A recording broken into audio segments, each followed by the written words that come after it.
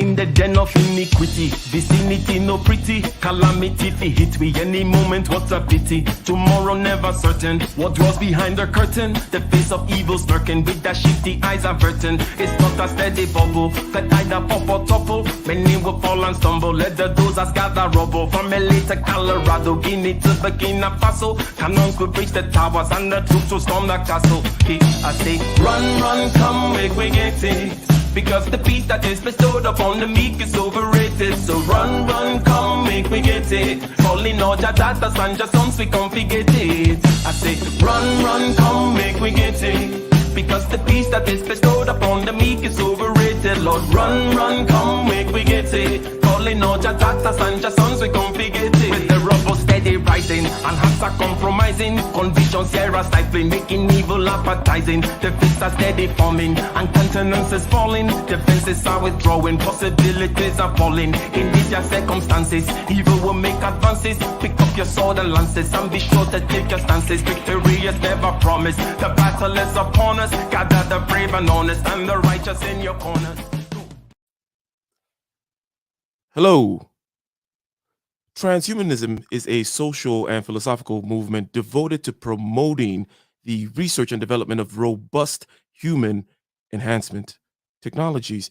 Human enhancement technologies, ladies and gentlemen. My name is Ike. Welcome to my channel. Let's get one thing out of the way. Go ahead and click that like button. If you haven't already, go ahead and click the subscribe button, hit the bell button twice. Thank you for doing that. How's everybody doing? Yes, transhumanism focuses on such things as technologies that would augment human perception, improve our longevity, improve our health. One could argue that right from the very beginning, we've always been transhuman. Then we've always been trying to improve ourselves, always been trying to improve, or shall we say, overcome the limits of our biology, whether it be from wearing shoes to driving cars and even putting on clothes. Clothes are the very beginning of the merging with the inanimate world, the augmenting of our capacities, our protection, whatever it may be, through the use of technology. But we're at a crossroads, are we not? Okay. And by the way, what makes transhumanism special is that it promotes it. It's a social and philosophical movement that is devoted and targeted towards this particular end, ladies and gentlemen, to overcome the limits of natural biology, if you will. And we're going to share a video today, ladies and gentlemen, as you click that like button, as you share, as you begin to come in to the stream. Okay. That share button means you click on it and then you can share it on your Facebook group. You click on it and you can share it on your WhatsApp group. You click on it and you can share it with a group of friends on Instagram, DMs of all kinds, ladies and gentlemen. Okay, so without further ado, let's look at this. Okay, what I have here to share, fair use, is an introduction to transhumanism. We're not going to go straight to the extremes. And by the way, shout out to Snuggles for the super chat, proving to us that the super chat button works. And yes, Snuggles, I will drop the link. Okay. I will drop that link, even though you won't show up. But please, the link is in the chat. To the moderators out there, you know what to do. So let's get right into this, okay? Fair use, ladies and gentlemen.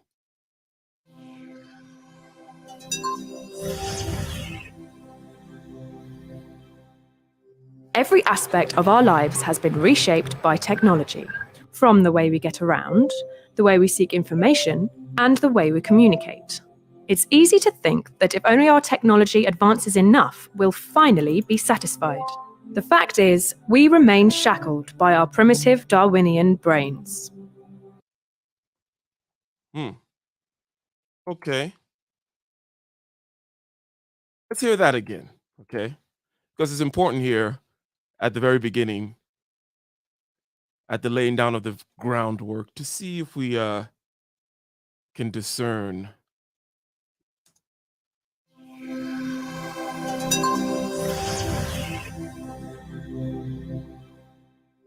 Every aspect of our lives has been reshaped by technology, from the way we get around, the way we seek information, and the way we communicate. Okay, so if we look at those three aspects, mobility, information seeking, and information gathering, and also the way we communicate. You see, there are many things that have changed in that regard, and I wanted to just kind of point out to some of these as we go along and talk about certain pros and cons. In other words, we're going to take for granted that this journey towards what we're now calling transhumanism is a long time coming. It's just that now we have the ability to get down to the neuron level, right? As I said, we have forever been in this business of transhumanism, but now we're able to get down to the neuron level and, if you will, merge on that information level. Okay. The talk about the chips, and all those other kinds of things. So that is what we're getting to. And one thing I would like to mention here, okay, as we go on and we review this video, is that there are certain aspects, such as the sharing of information, for example, that has become more centralized, okay, and more prone to being manipulated by algorithms than in the past, when the news will have to spread by word of mouth, where I'll have to go somewhere, tell you something, you tell me something, and then I go to the barber, he tells me something else. And the ways in which, for example, television changed the landscape in terms of communication, in terms of popular belief, in terms of propagandizing and whatnot, have been huge. So all these changes always have social effects that, then have downstream consequences politically and whatever that we all argue about, right, ladies and gentlemen? But let us play a little bit more of this as we go along here. It's easy to think that if only our technology advances enough, we'll finally be satisfied. The fact is, we remain shackled by our primitive Darwinian brains.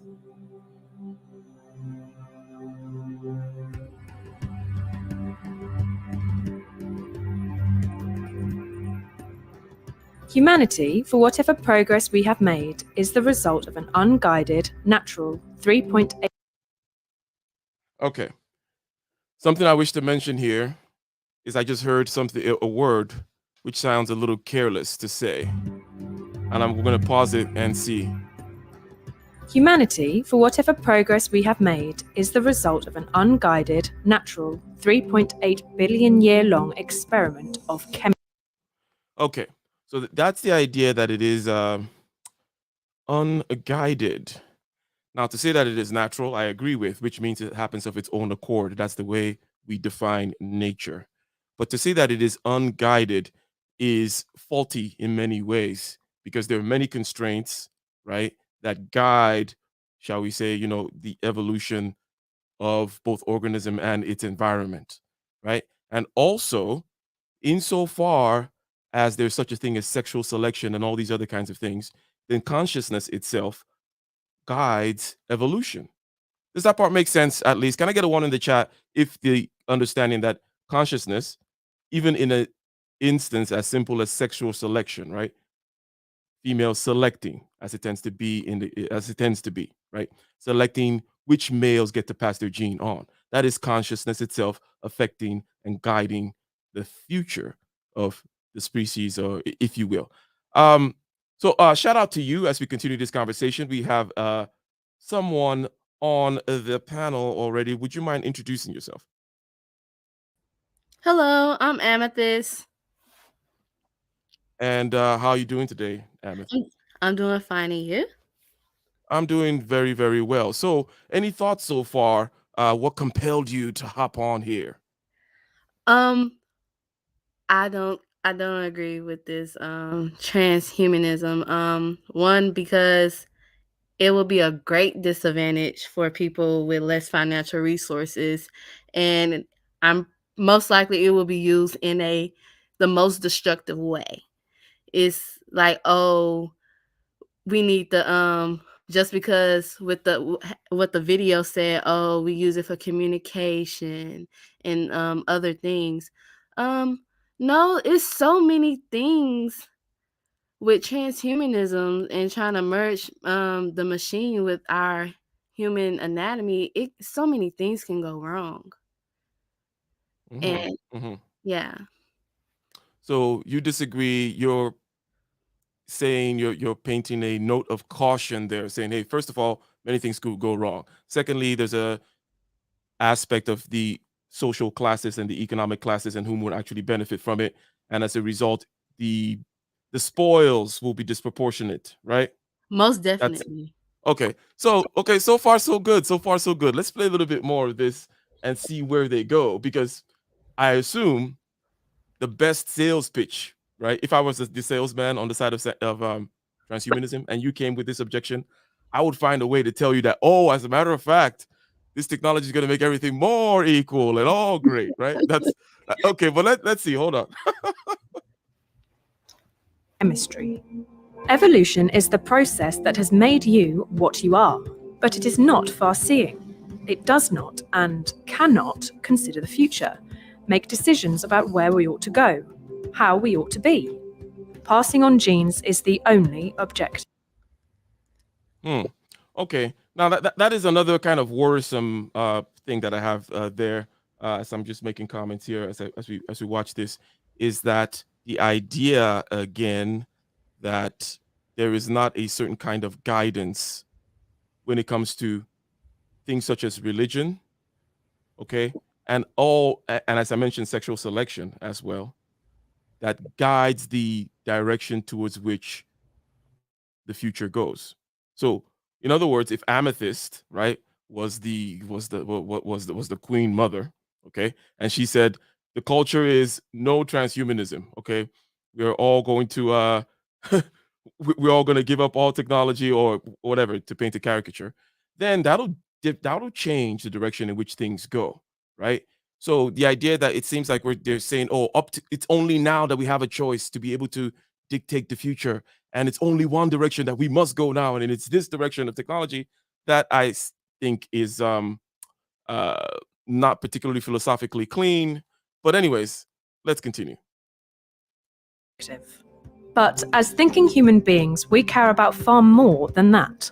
Consciousness means that we have the capacity to experience the world, to reflect upon, and, most importantly, to shape it. And so, what begins as humanism, our most sympathetic understanding and treatment of human nature, becomes transhumanism, the drive to fundamentally revolutionize what it means to be human by way of technological advancements. Okay, so Amethyst, what if I were to tell you, okay, that I say, okay, cool, I hear your concerns about the fact that things might go wrong, but hey, we'll be careful, just like with cars or with cell phones or with, you going to the dentist and the dentist drilling your teeth and all kinds of things. Those things had their, shall we say, drawbacks and learning pains and growing pains initially. But I'm sure that now you're glad that you can go and get a filling in your tooth as opposed to, having that crazy, horrible toothache, right? So I'll say, hey, Amethyst, on that part of things going wrong, don't worry. We'll make sure that we have all kinds of agencies watching over, and that we make sure we don't do anything too particularly crazy. But what do you have to? What would you say? What would you say to that? No, no. It's like my observations from watching shows that does advocate for transhumanism. So many things go wrong. People get greedy. People try to make money from it. There's no guarantee. There's no guarantee. The body will reject this technology several times before we do get it right. Is it worth it? I don't think it's worth it. Okay. Now, do you agree that there are any problems in the world that need to be solved?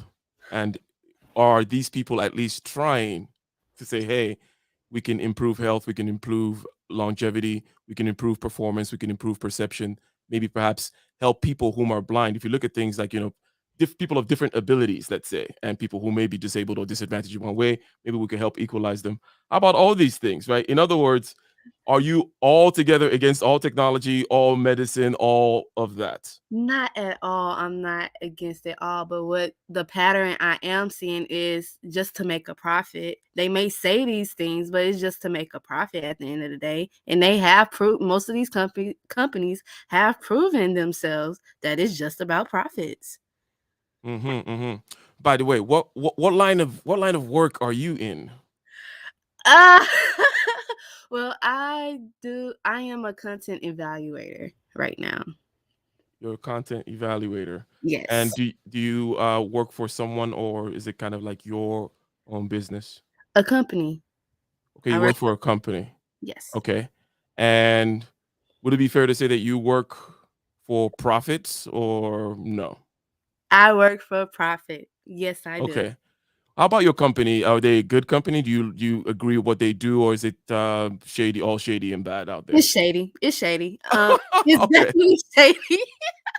Okay, so you're part of the shadiness, but well, how come you get a pass? Um, no, How I'm come not. you get, go ahead. Okay, explain yourself, Amethyst. Okay. You're out there eating and feeding, you're Yes. feeding fat and paying these nice high speed Wi-Fi bills with shady money.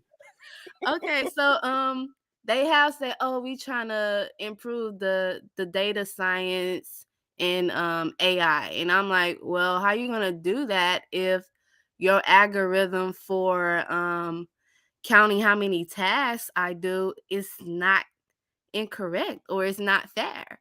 And those are the problems I be having. But I'm thinking, well, I need to buy some time until I can be able to get to not need them anymore. So Okay. in my case, I'm buying time. You're buying time, and that makes perfect sense. You know, there's always a time for things. There's a time to retreat. There's a time to reevaluate, right? And you do what you got to do, right? That makes sense. Okay, but do you envision a time in your life when you would not be doing something and it being for gain, exchange for value, for quote unquote profit? That's what you will be doing, right? You're going to be bringing value to the world. So why is it wrong for me, for example? Let's say I was the transhumanist salesperson, which I'm playing today, apparently. Okay. And I'm saying, look, I'm out here too, just like an artist writing their songs, okay? Just like a business starting a business to bring clean water to a particular area.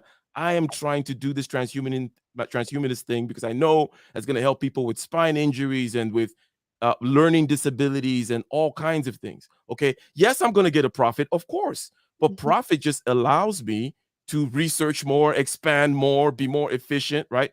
Yeah, that's we do. That's what we do. We plow back the profits. We make it nice and we make it better. What's wrong with that? What's wrong with that, Amethyst? It's the intention.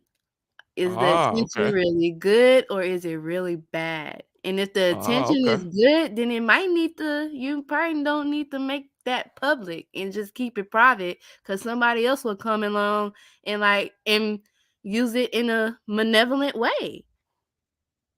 Okay. Okay. Well, let's continue here. So far, I've pointed out a couple of things. Okay. I first of all said that transhumanism is a social and political movement. That was makes it a little bit different in the sense that we've always been augmenting ourselves, augmenting our ability. We wear clothes. I got earbuds in my ear right now. I got glasses on. Okay. People wear shoes. We have this thing called the cell phone, for example, which we feel very much a part of. You feel like if you feel naked or something. Okay. And the very statement, feeling naked, means that the clothes that we wear feel so much a part of us. And we drive cars that are so much a part of us. In other words, there's this thing called being an extended phenotype organism, which means that your particular phenotype, which is your features, how you appear in the world, is extended. In other words, you have these things like boats and clothes and cars and stuff, which is kind of part of you, and you move around with it, just like certain animals with shells, if you will, that they can kind of come out of one shell, go into another shell. That's the whole extended phenotype thing. So that's the way we roll. But now there's a particular movement saying, hey, I would like to promote the research and deployment of particular kinds of technologies about that focus on human enhancement. Okay, we're going to focus on human cognition, human movement, health, living forever. Let me ask you this, Amethyst. If I told you, okay, I could give you a pill and you would live for add another 100 years, okay? Because maybe you don't want to live forever, but just add, think as long as maybe will be cool for you, okay?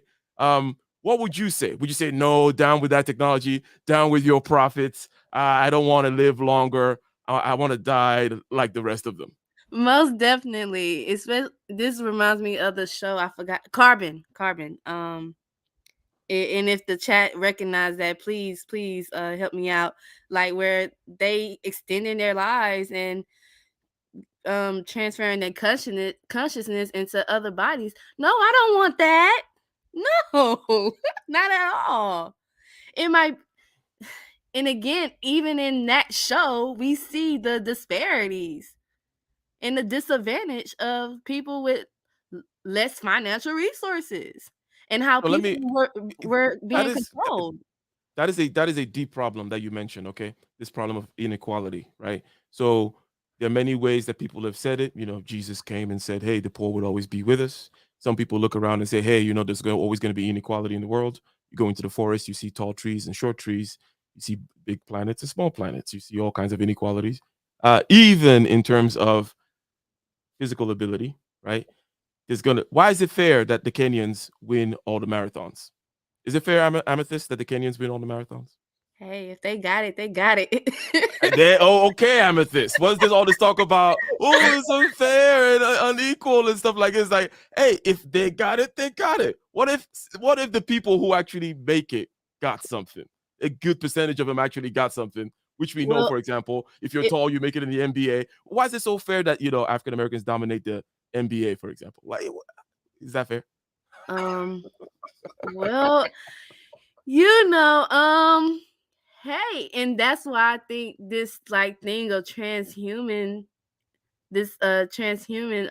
concept is coming out and trying to be promoted so much. Like, hey, I want to be able to compete with them by enhancing my body, so it's not Yeah. with good intention. Yeah, because look, the Filipinos are over there. They're saying like right now, hey, Amethyst, we want to compete too, okay? And if you say, hey, you got some natural abilities, it's just given to you. Like, hey, if I got it, I got it. And then, but how about me and my needs? Okay, maybe I want to shoot up a peel here, add a little piece of titanium there, in order to kind of catch up, and then make the world equal. Because Amethyst has told That's us not that equal. equality is the way, right? Oh, that's Okay, Mr. Ike. Okay, this reminds me of I forgot what it what the story was called, but the story was where the government made everybody equal. If somebody had an advantage, they gave that person a device and put them back down to where to make them disadvantaged to make everybody equal. And that was a like horrible story. And it's like, Mhm. well, if we trying to make everybody equal, some people they might have to get their legs cut off. They might have to wear an earpiece where their conscious is in mind is being distorted and messed with and cause mental issues. So it's like, nah, it's not perfect because it's not gonna have good intentions. Everybody don't have good intentions. All right, all right, all right. Dig Thug, would you Hey, mind what's up? Can you introducing hear me? yourself?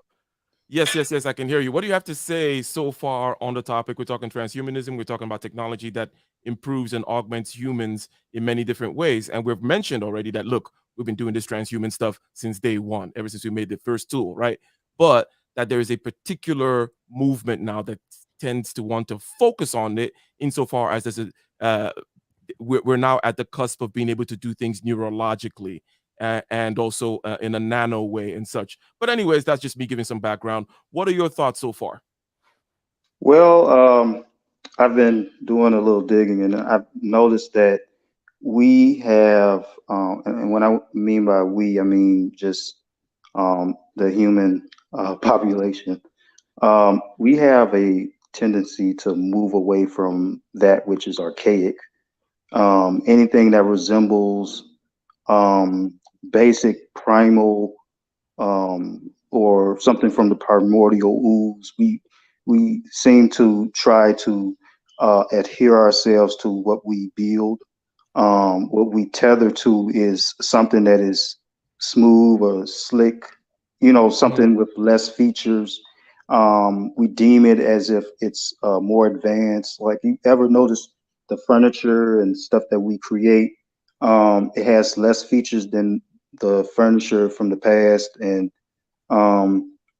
when it comes to transhumanism, uh, I think we are, in a way, you know how, like, for example, a hermit crab or a what's another example?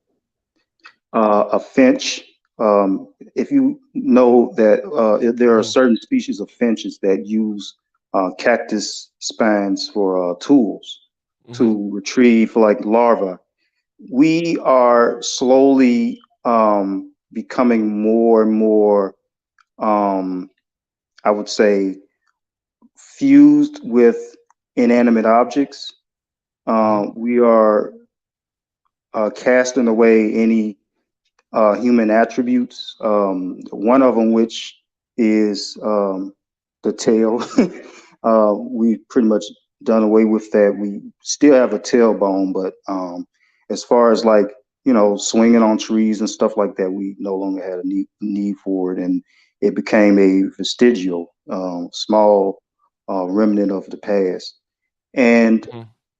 I honestly would say that, um because of me, I'm somewhat for the advancement of the human species, Mm-hmm. and I do believe that us merging with our technology does achieve certain things. Now, I will say this: just because we're conscious of this, of certain functionalities, certain um, mechanisms, it doesn't necessarily mean that we may get it right.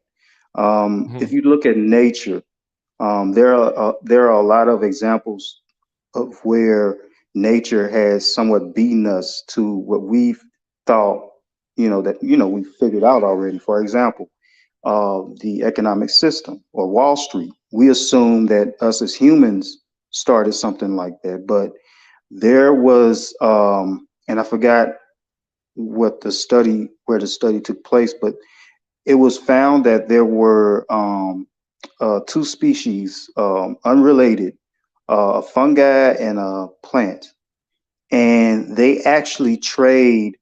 Um, I think they trade phosphorus and something else that the plant produces, but they do it in a way where it's equivalent to our economics. So they have um, these roots that are conjoined, and when they, let's just say, a fungi says, okay, this plant doesn't offer the best deal for me, so I'm going to bypass um, the nutrients here, and I'm going to move on to the next. They actually operate just as our Wall Street. I wouldn't say just as advanced, but there's some equivalency. So I think that with us trying to augment ourselves, us doing it consciously, that's where we kind of fall back. Because, and I know this sounds crazy, but um, I've read a few of, if you ever heard of Martin Heidegger, Mm-hmm. Being in Time, and he speaks of something called referential totality. We master this only because we are unaware of what we're doing. In other words, it's the basic knowledge of something to which we don't even put into words.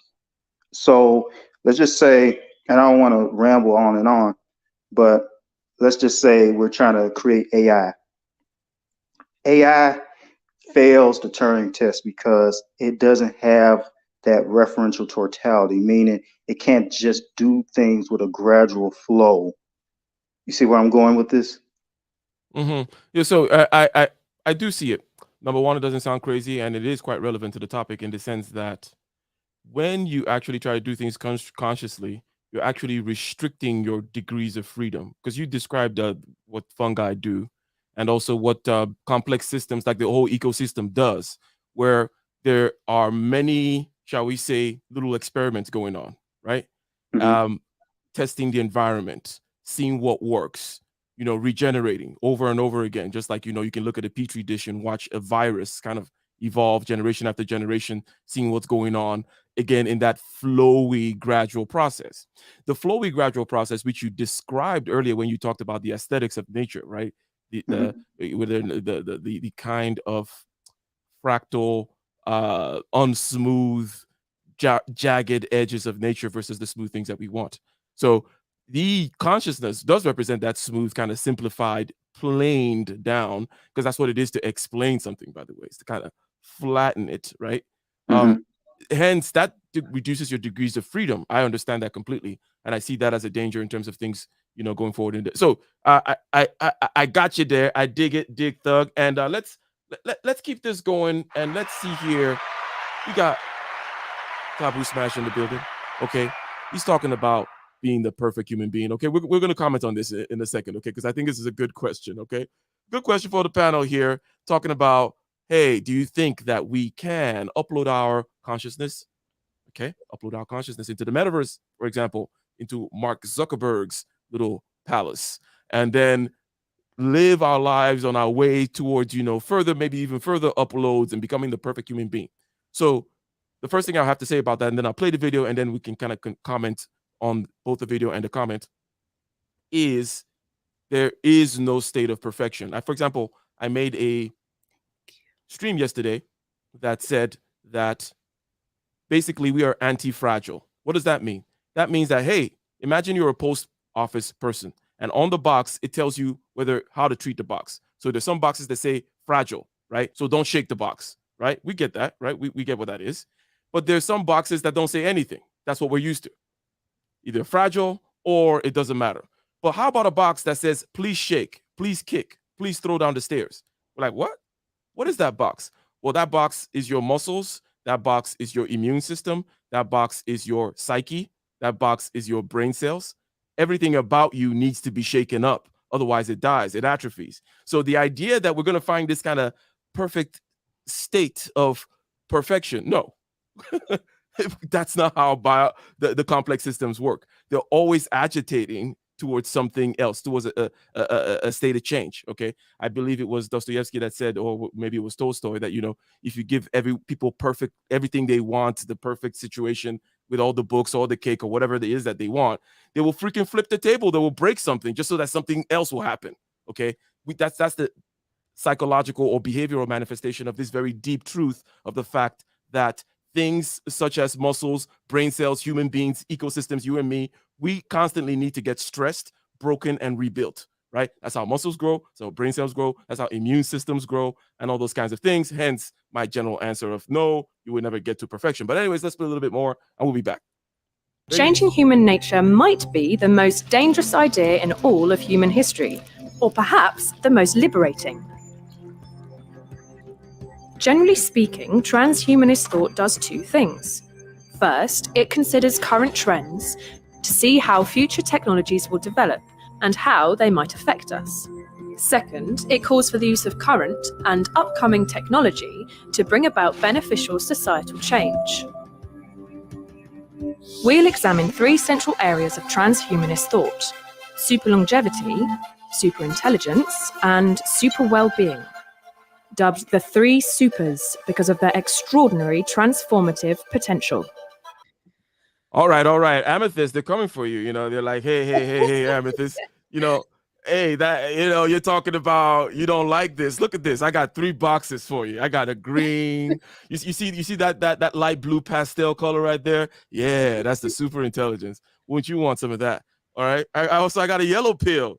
Okay, super well-being. You don't even know what this one is like. Okay, take 2 of these and call me in the morning. All right. So, but anyways, starting with Amethyst and then Dick Doug, what do you think about the question here of, can we become perfect by getting into the metaverse?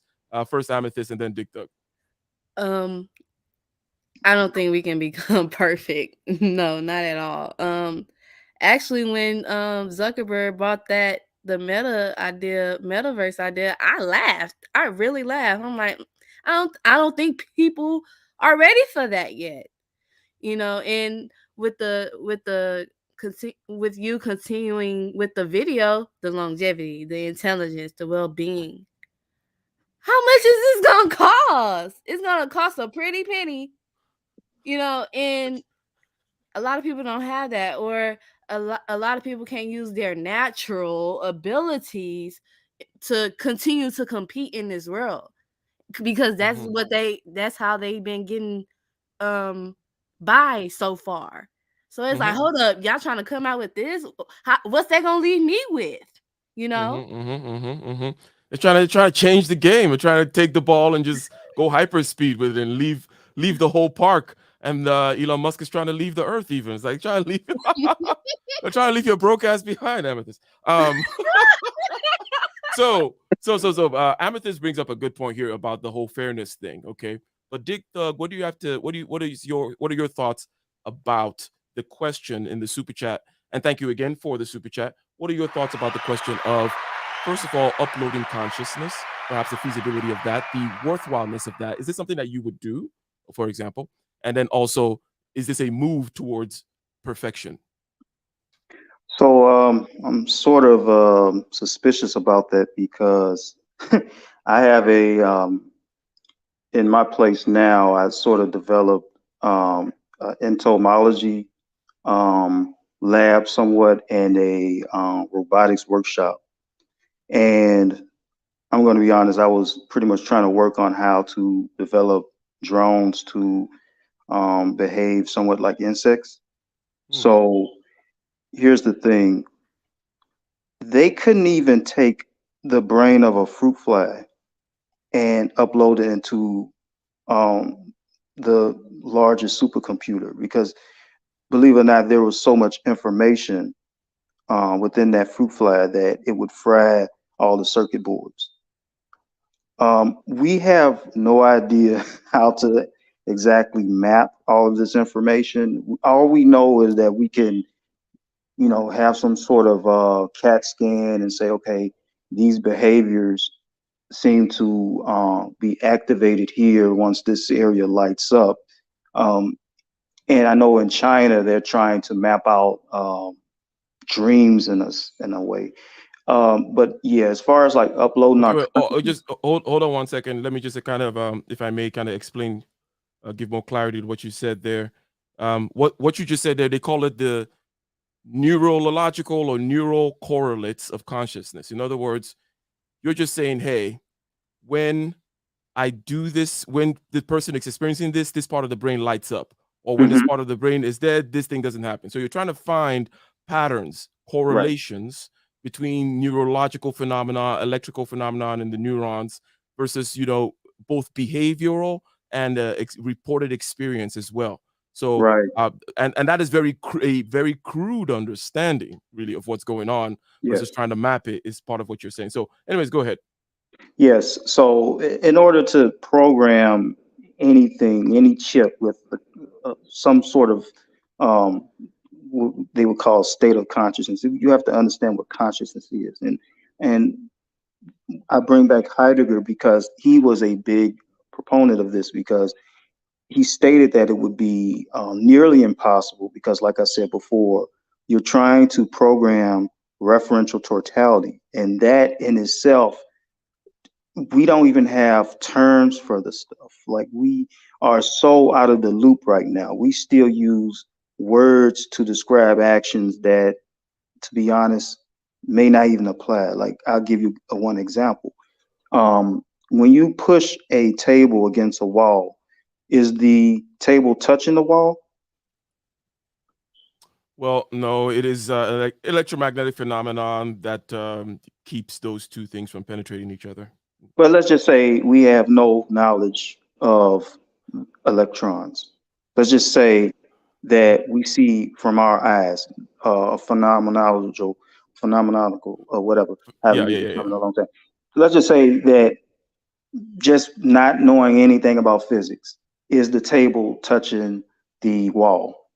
Well, that's what I would say. Yeah, I would say it's touching it. Yeah. So I'm gonna tell you why. Not only is it wrong in the sense that physics would state that it's wrong, but tables can't touch the wall, because touch applies to that which Mhm. approaches. You see, Mhm. touch only applies to that which approaches. That which approaches something else has the ability to touch. Therefore, Mhm. that term touch applies to that which approaches.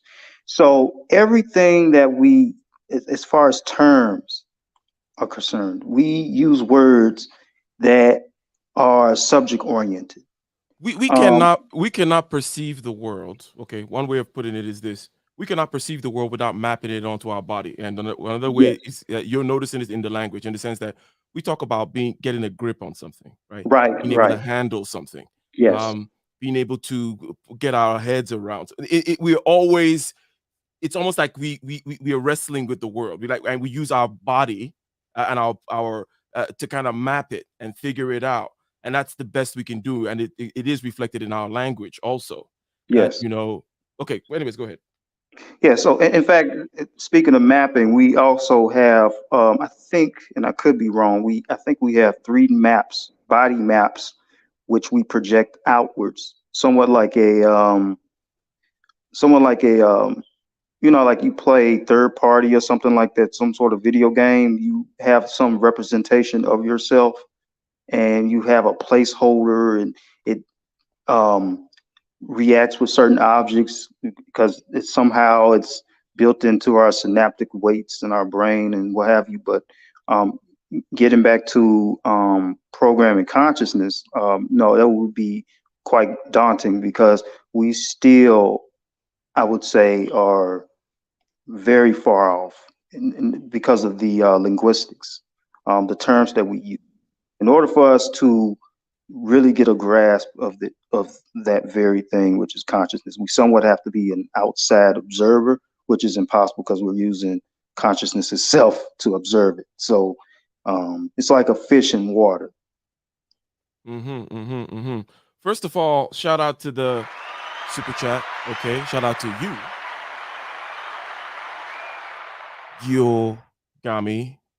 All right, says appreciating the discussion. Okay, thank you very much. That's Canadian, I believe. $2 Canadian. Okay. So again, we say transhumanism is a social and philosophical movement devoted to the promoting of research and development of robust human enhancement technologies. It focuses on enhancing and augmenting sensory reception, emotive ability, cognitive capacity, okay, improve health, and become the gods that we have always been trying to be ever since antiquity. We've always reached, if you will, like Icarus for the sun. We've always been looking for that elixir of life, always been in general looking for a way to live forever and what have you. And here it is, super longevity, super intelligence, and super well-being. Okay, let's see. So let's begin with a thought experiment to get your intuitions flowing. Consider this. An evil organization creates an airborne virus. It infects you and the entire human race. As a result, 100,000 people are dying every day. Within 30 years, 1 in 7, a billion people, will have died because of the virus. Now, how much money should world leaders put into research to develop an antidote? How high on a list of global priorities would you rate this?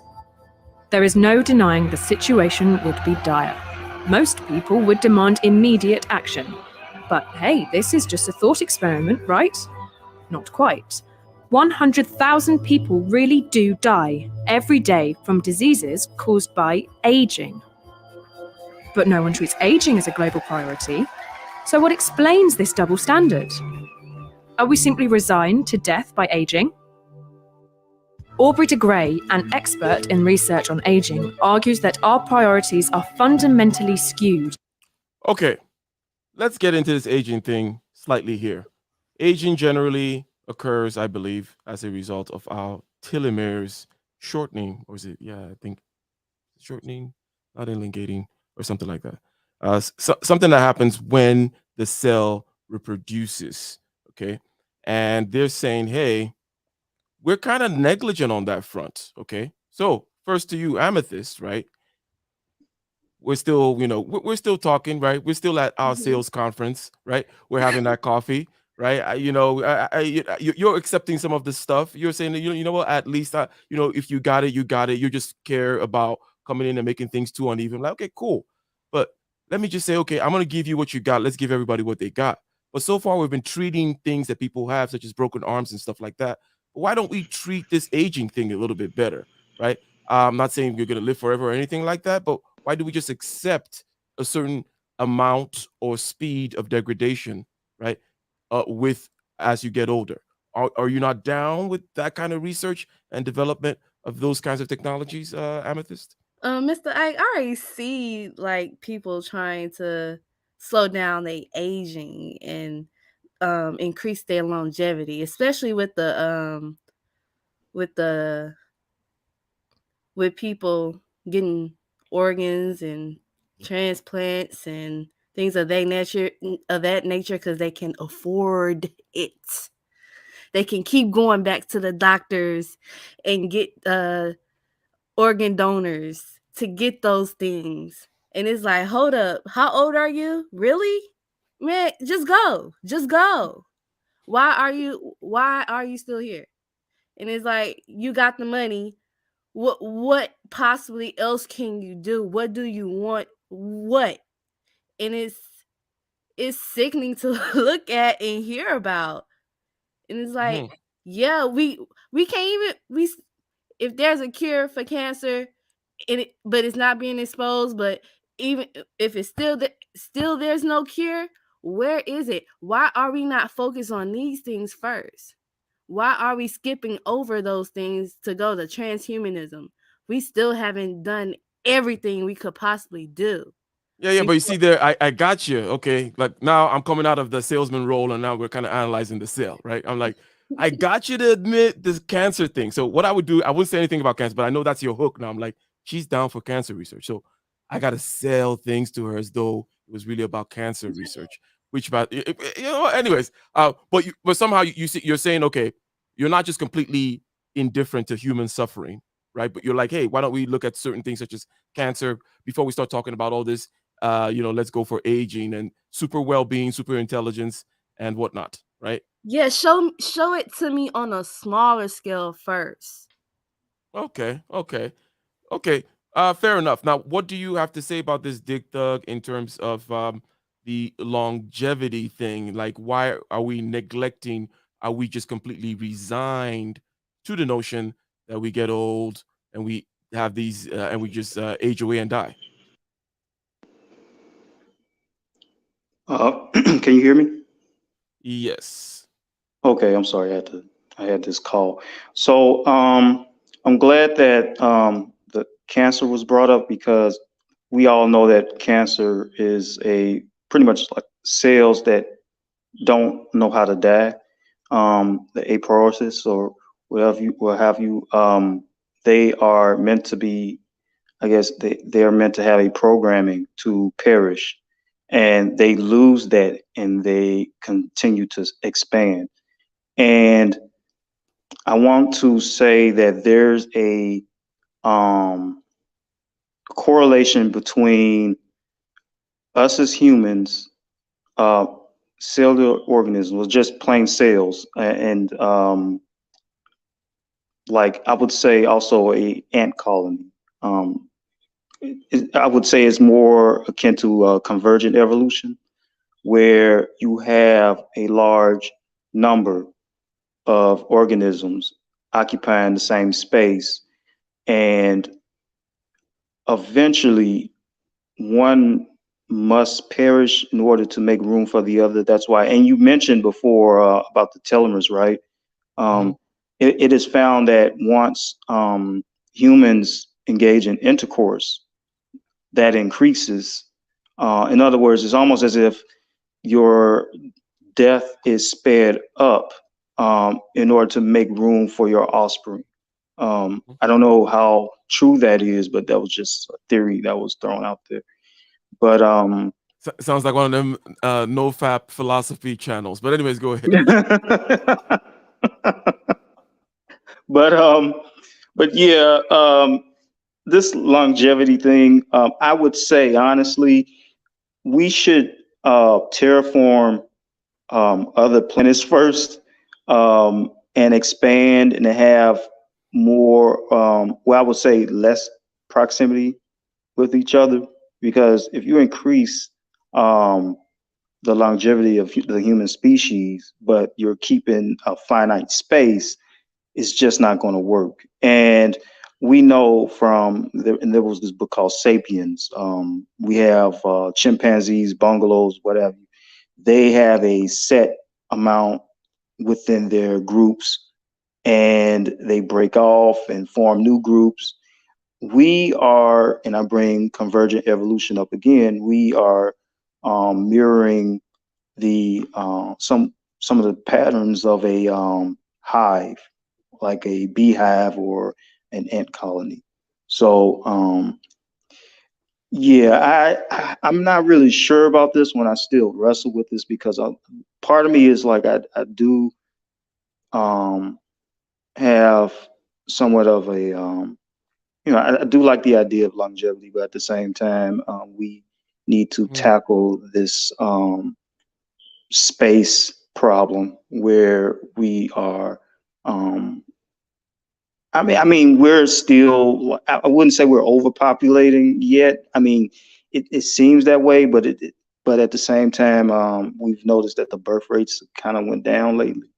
But we, I would have to say, we need to expand as far as like somewhere in the universe or something in order to, make this idea work. Because just here at home, I mean, it's going to be chaos.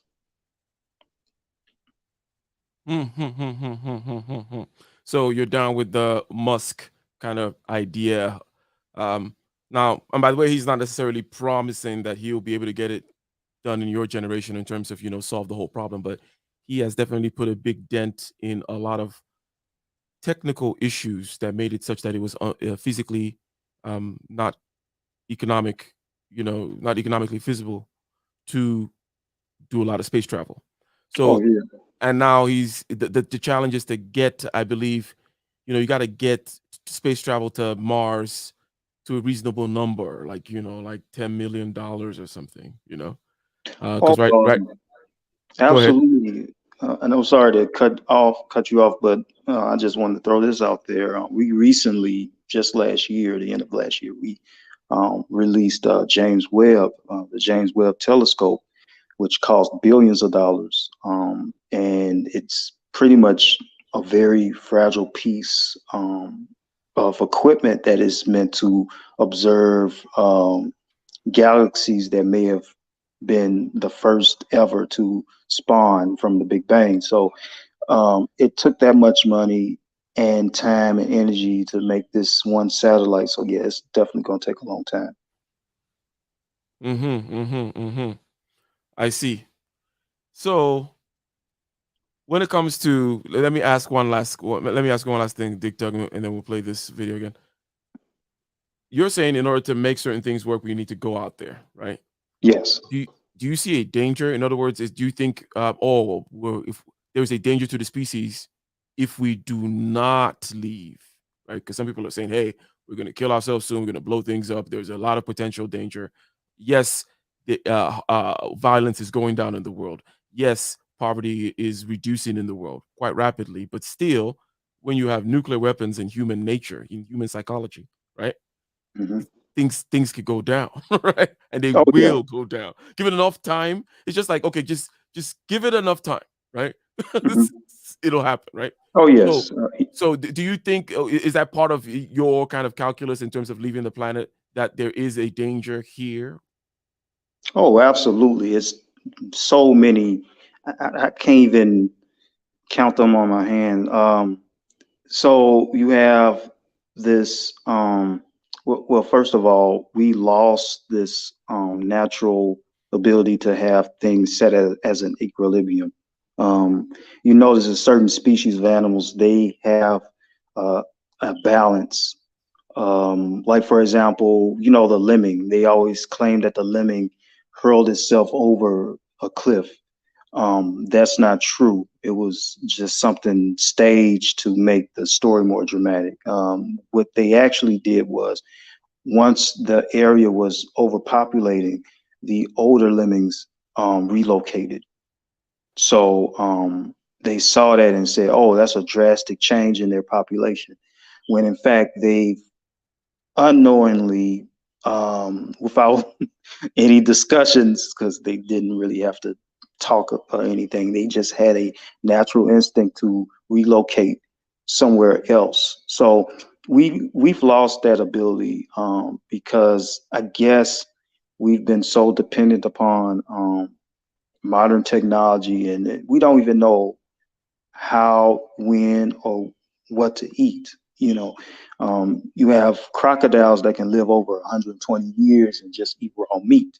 So, yeah, when it comes to the perils of living on this planet as Homo sapiens, yeah, we are doomed to fail based off of our consciousness alone. Gotcha. Let's see here. We got Aubrey de Grey. He's a scientist. Check him out. Podcast. He was on a podcast, the Joe Rogan podcast, which was among one of his best interviews. But brilliant scientist. One of those guys that I believe he's down with the Peter Thiel crew, and Peter Thiel is a billionaire that collects really bright, intelligent scientists and stuff like that. He's a pretty intelligent guy himself. But anyways, he focuses on longevity. Let's see a little bit more on this. And that we must start thinking seriously about preventing the huge number of deaths due to aging, the greatest cause of fatal diseases in the Western world. The goal of this strand of transhumanism is super longevity. Today, we have the minds and the equipment to begin developing technologies to combat aging.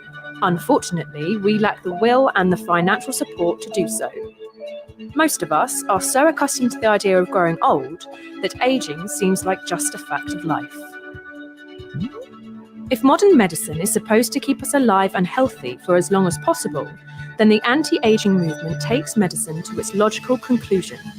It's what happens when as long as possible means as long as we want. All right, so if you too want to walk past the ugly green brick wall, feeling spry and healthy in your old age, then you can buy in. Pretty interesting graphics. But what do you have for us, Vision? What do you have to say so far about the topic? Are you interested in this transhumanism?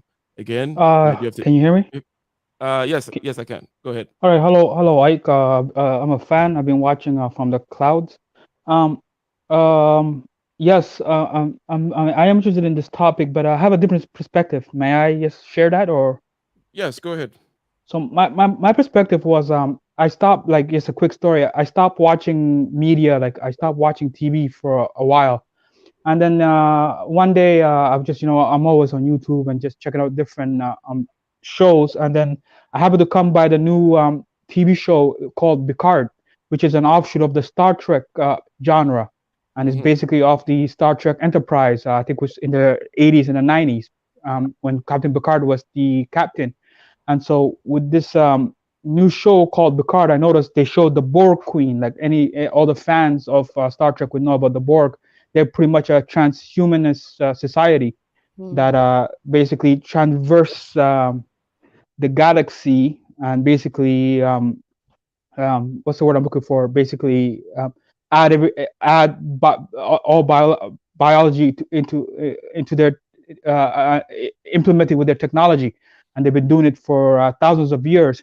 And so my perspective is basically that media has been used, or has been a weapon or a tool to get us consciously prepared. And so, like Spielberg with all of his movies, Ex Machina or Mechana. If you're into Japanese anime, a Ghost in a Shell is a famous anime. And so, like, I just wanted to kind of, I think that when you say is biology obsolete, I think it's a decision that's been made by men or a sector or group of men to guide us this way, and they've had to sort of make changes on the way that we operate. So basically, like uh, as long as it took, we developed family structures. We had different spiritualities and religions, and if you've noticed, as a society, all of that has been broken down via feminism, via so many different tools. So like and then also a surgery, for example, like a Nicki Minaj, right? Or a lot of women are getting fake tits and butt implants. So that's transhumanism in a way. People altering themselves. So we have slowly been convinced. And so I just kind of wanted to add that it's an agenda, and it's sort of a direction that we're fully committed to. And it's just interesting that how media was sort of used. And I just kind of wanted to read a quick quote. It says here, the American motion picture is the greatest unconscious carrier of propaganda in the world today. It is the greatest distributor of ideas and opinions, Edward Bernays. And so basically, people like him, people like Bertrand Russell, people like L. Ron Hubbard, people like H.G. Wells, through like science fiction novels and things like that, and just through media, have slowly got us accustomed to accepting this idea. So I don't think it was a natural thing, but it's been over time that we have been convinced to accept it. And so basically, and I've started researching, and so when I saw when I sort of seen that Picard episode, I was like, wow, the Borg are back, the Queen, and somebody just mentioned how the beehives operate, and it's all one consciousness. And so the one thing I want to make clear is, this is just my personal opinion, is like when I started to just look into it, and you start to see names like Fabian Society. You start, it takes you, the rabbit hole will take you to like Marxist. It'll take you into a group called give me a moment here. A group called the Royal Society. So these ideas have been going on for a long time. And so my final point is, I think I don't think humanity has chosen this, but it's almost like what we had already was perfect. But it's almost like I'm gonna say it. I'm not religious, but it's like, God, we can do better, and watch us. We're gonna change everything that you gave us, and we're gonna make something better. So hopefully I didn't veer off topic, but this transhumanism thing is here to stay, and the technology is advancing. AI is advancing. Quantum computers are here. 5G is here, and so it's basically. I would like that we work with machines and robotics, and basically have it help us. But I think it's going to be something completely different. And and the technology is advancing at such a rate that transhumanism is the goal. And I think when we get there, it'll be easier to control the human population.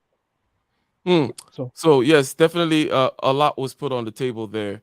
Okay, but basically it is here, and also, well, where does it come from was an important question there that I think you tackled, right? You said it's not just something out there that's on the shelf, and maybe the market is making it such that people are choosing it, right? Because that's one other way of modality of spread of things happening, right? You could say it's market-like in terms of or evolution, like it's just kind of like through random chance and people making choices, we're moving in this direction. You seem to say no, there's a more concerted effort, right, towards pushing us in this particular beehive modality. However, though, you would agree that there's something about the Borg or the beehive, okay, that because it's quite natural, okay, because it is there, right? The beehives are there, and the anthills are there, natural and beautiful aesthetically, that they have a spirit in and of themselves, the concept, an idea. The idea of them is rather attractive to us as humans, or at least a certain percentage of human beings. So it's not like it's a tough sell, right? What do you think about that? Is it a tough sell or no? Vision. Can you repeat that question so I can get a better answer, please? Yeah, I probably did that thing I did again, but the question was convoluted. But anyway, so the question is basically this, okay? Is the idea of the Borg or a beehive or an anthill naturally appealing, the kind of order about it, to at least maybe a percentage of human population, and always will be that way, right? In other words, is it a hard sell to sell people on this stuff, or are people's hearts and souls already kind of ready because they it is appealing aesthetically, the idea of the beehive? I I don't I have to I don't really know. I think it is appealing because basically people when I got the surgery, right? Like I said, people got the implants, right? Like people were convinced, right? Like we got silicone in all of our bodies. So yeah, I think Instagram is popping. yeah. So people are already modifying their bodies for vanity, for beauty. So I think I heard it somewhere like you have to have something spiritual about yourself to be able to resist this. And if you don't have that, and then you're easily programmed, and you're a sheep, and you'll basically follow. So yeah, I think most people are gonna go for it and they're gonna accept it. Plus, families are not the way they used to be. Communities are not the way they used to be. A lot of communities are broken. A lot of families are broken. So basically, I think the generations, just the way society is, we are growing. People are growing up with no fathers, sometimes with no mothers. So I think it's easier to convince, and then the tradition is not being passed down on a grand scale. On a grand scale, there's still other certain groups of people still adhere to the old ways, but in order to get rid of the old ways and bring in the new ways, you have to disrupt how things operate.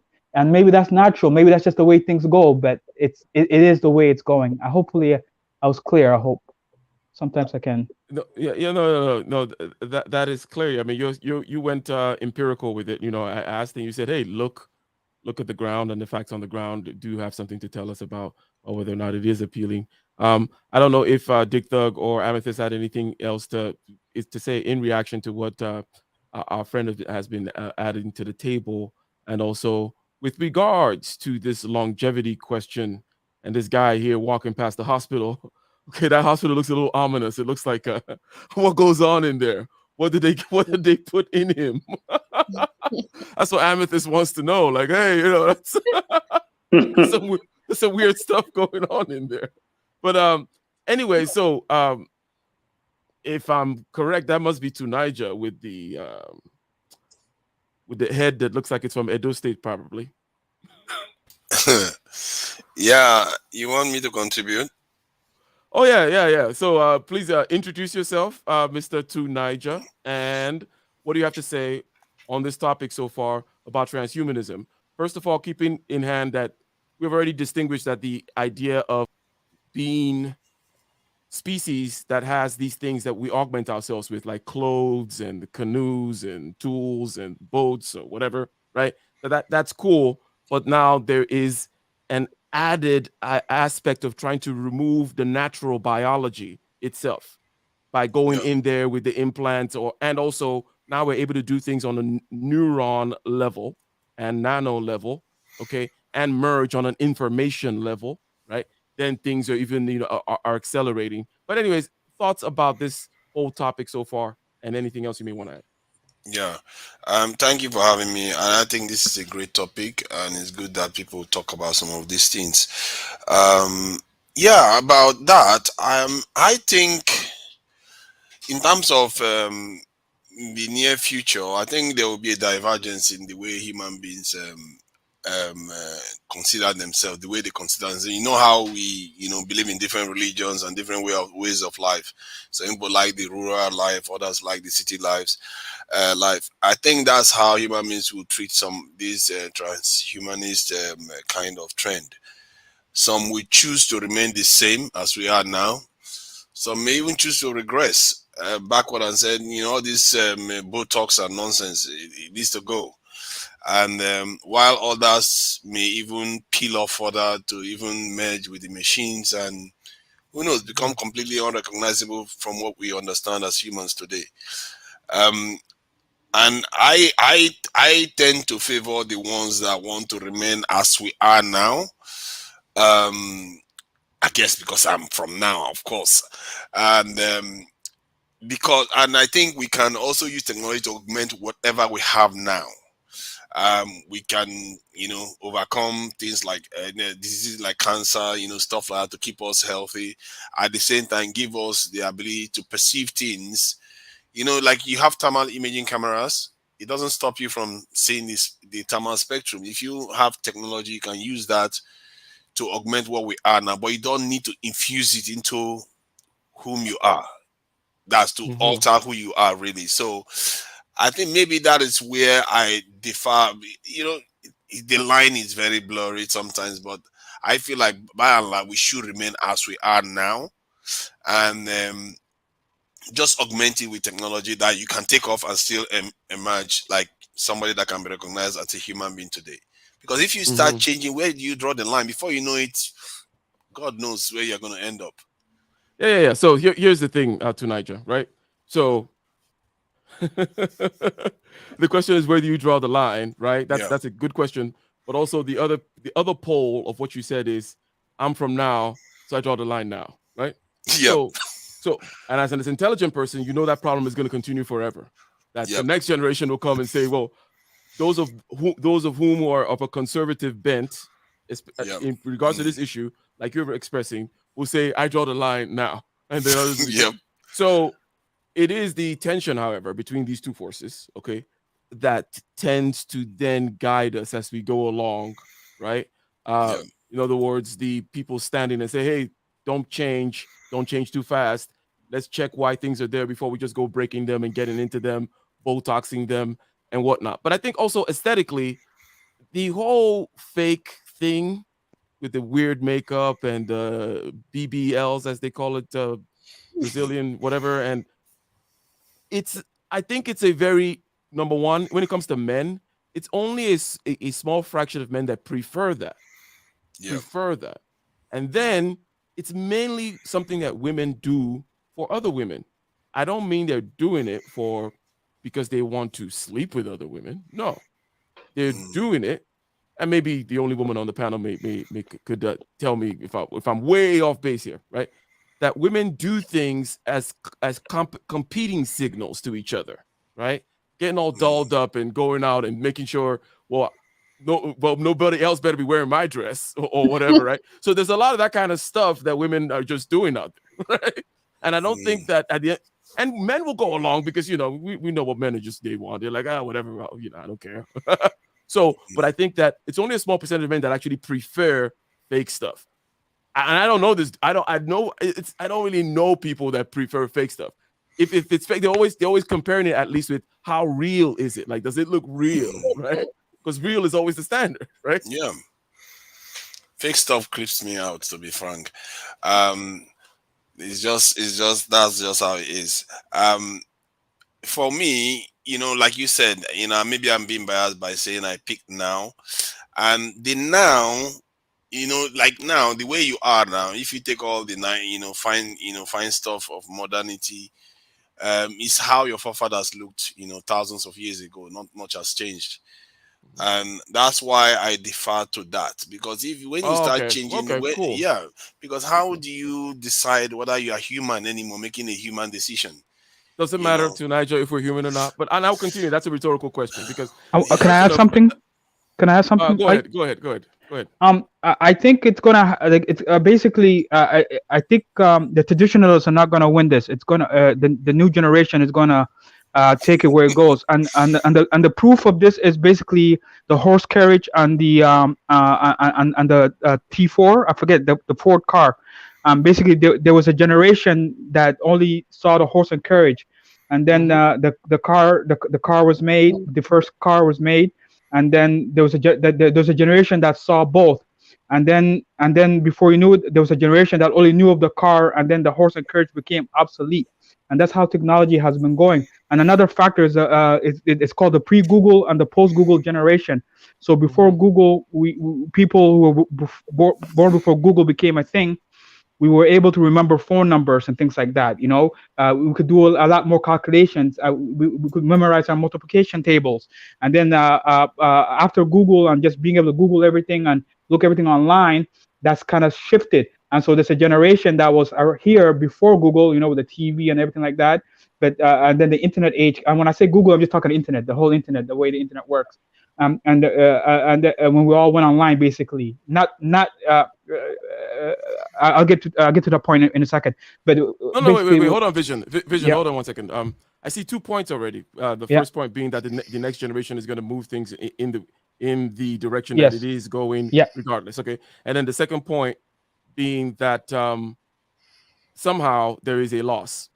What is that? How did you because you baked that second point into the whole Google thing? In other words, Yeah. well, we're not able to calculate anymore. And then and. But here's what I tend to think about that is, and I'm not just being trite here or being tricky or anything, but people did say this about paper. Like, you know, Socrates did say, for example, or maybe Plato, you know, no, I think it was probably a play, not a real thing.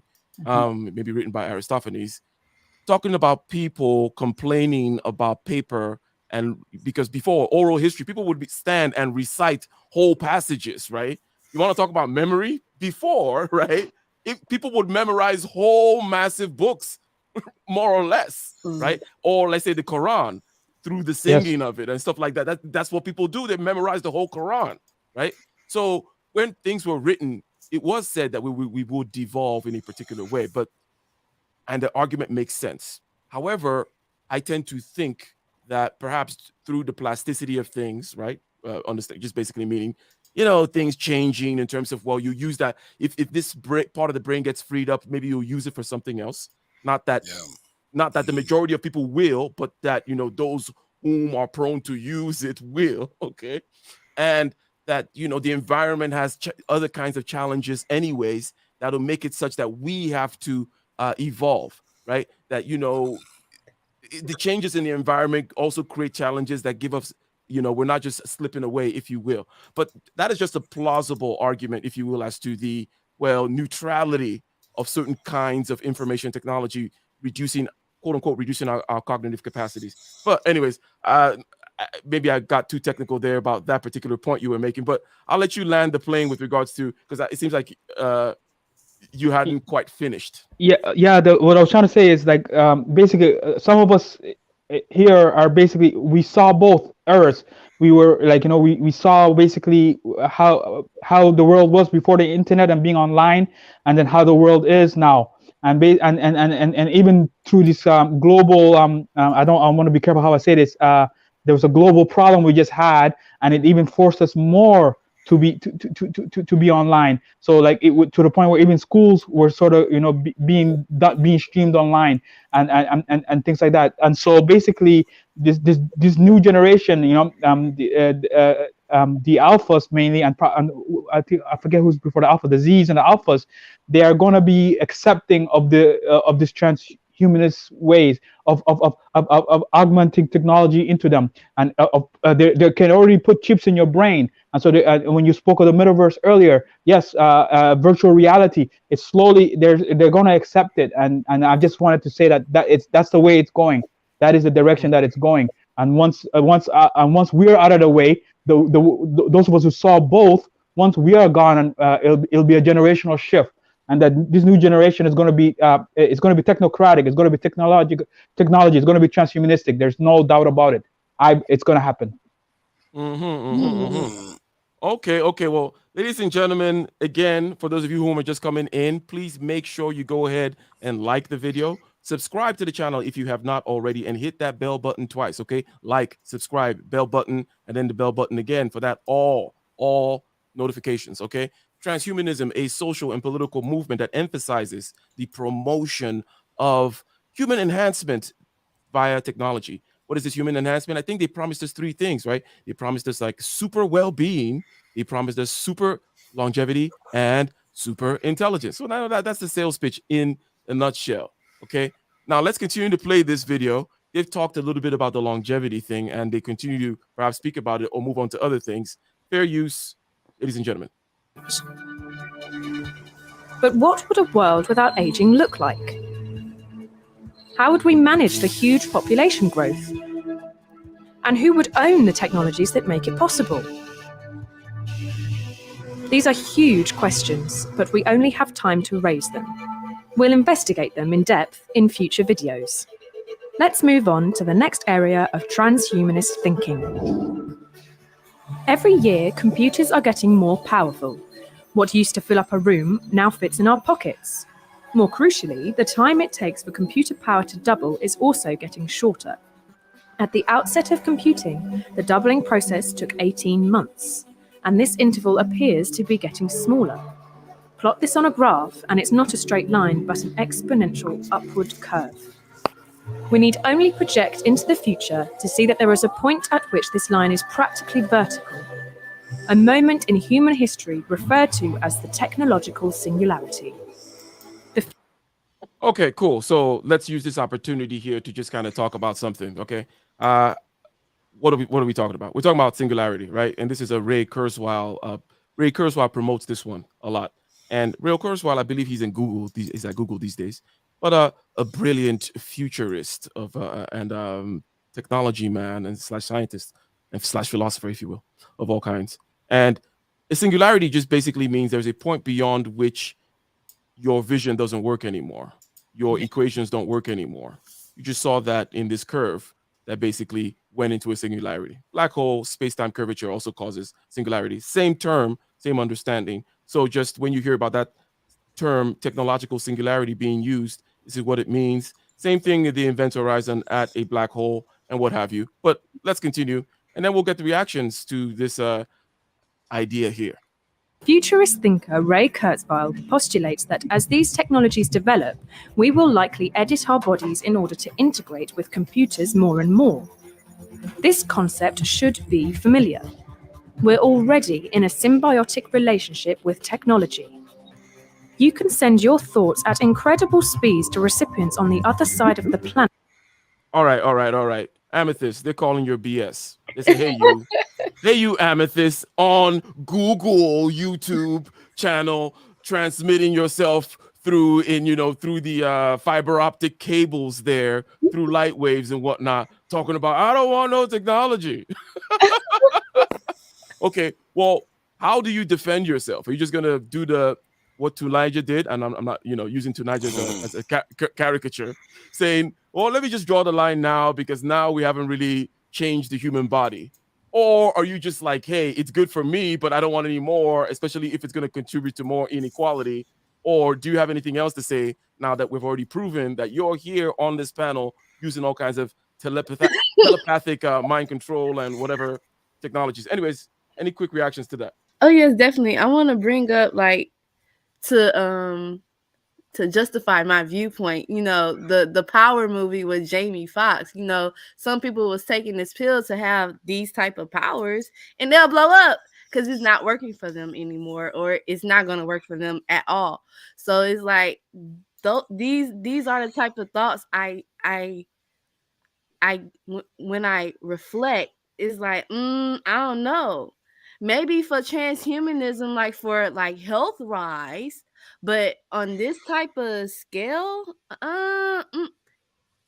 no. Okay, so you're representing a particular generation here on this panel, right? Well, I don't know, what are you, like Gen Z, whatever, younger perhaps?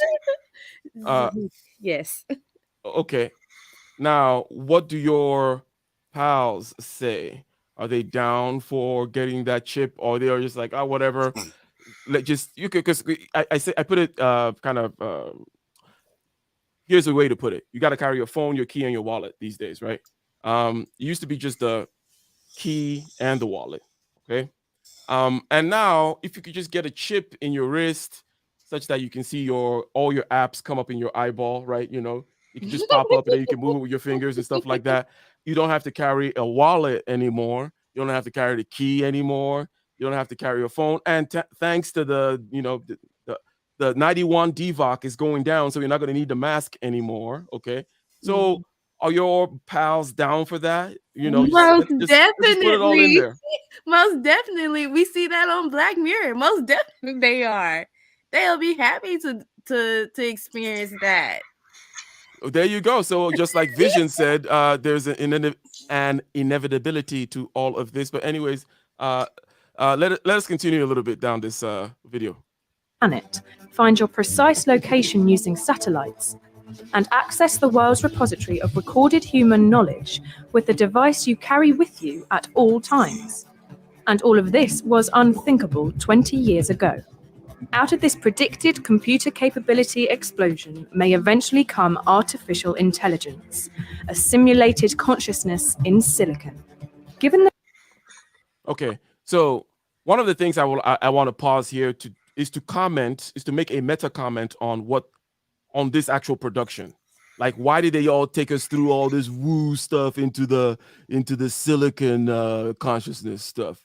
It sounds a little like my spidey sense is going off. Like you're trying to pull a wool over my eyes. It's going off, right? Whenever people do these kinds of things in their production, and I'm just talking about whether it be an article or a book or a video, for example, like we're watching. So I don't know, what do you think about this? There's almost like a worship or veneration of artificial intelligence. Let me Dig Thug, and also like if anyone else wants to add anything to it. The idea of what they just did. I don't know if you saw it. You probably saw what they just did, right? And there seems to be this kind of the new god of AI, this thing. Ooh, look at this. And then now I can tell you all kinds of BS. Yeah, so I think they are. So you know how the brain, how it is said is somewhat structured like the universe, right? Mm. So I guess what they're saying is that for some reason, we seem to be, I guess, represented as neurons, you know, like the neurons in your brain, and our communication that jumps from here to there to person is like the dendrite firings. So as we reduce in memory, as we fail to maintain certain memories, we do give off certain information at lightning speeds, and it's as if we are a collective consciousness. It's almost as if we're just living to ascertain a thought, and we pass it on to the next as a point of view, and it stretches from continent to continent. It's like we seem to mirror how the brain is operating and also how the universe is operating with its so it seems to be, so basically, okay, so connections, okay, yes. Nodes in a network, okay, repeating itself over and over again at many scales, right? More or less. And we're creating, with particular information technology now, creating this global giant brain of the internet, right? And also, there's something perhaps a little cynical that I could add, or maybe that you're hinting at, about human beings and our behavior, in the sense that we're kind of drone-like. Sheep-like is another one that we like to say, right? Yes. And this is true of the vast majority, like over like 95% of people are that way, right? And those whom are not, like the 5%, are that way a significant percentage of the time, right? You know what I mean? Right. No one is completely free. No one is broken out of the freaking matrix here, like unless you're dead or something. Anyways, but to Niger, okay, this any and Snuggle said something too about African technology prior to the Europeans. I don't know, maybe you wanted to react to that. Well, before we get into Niger's comeback with his machine guns, let's go ahead and shout out the super chats real quick. Okay, thank you very much, Mr. Awesome. All right, talking about, okay, I believe that's what is that, $5?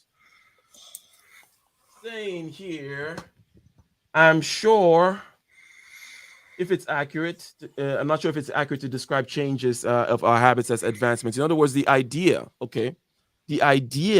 of progress. That's what you're talking about and you're challenging. And then to Nigel, I'll let you kind of give your reaction. But basically, the idea of progress, the the idea of progress is not an inevitable truth or reality. That's why I'm calling it an idea, right?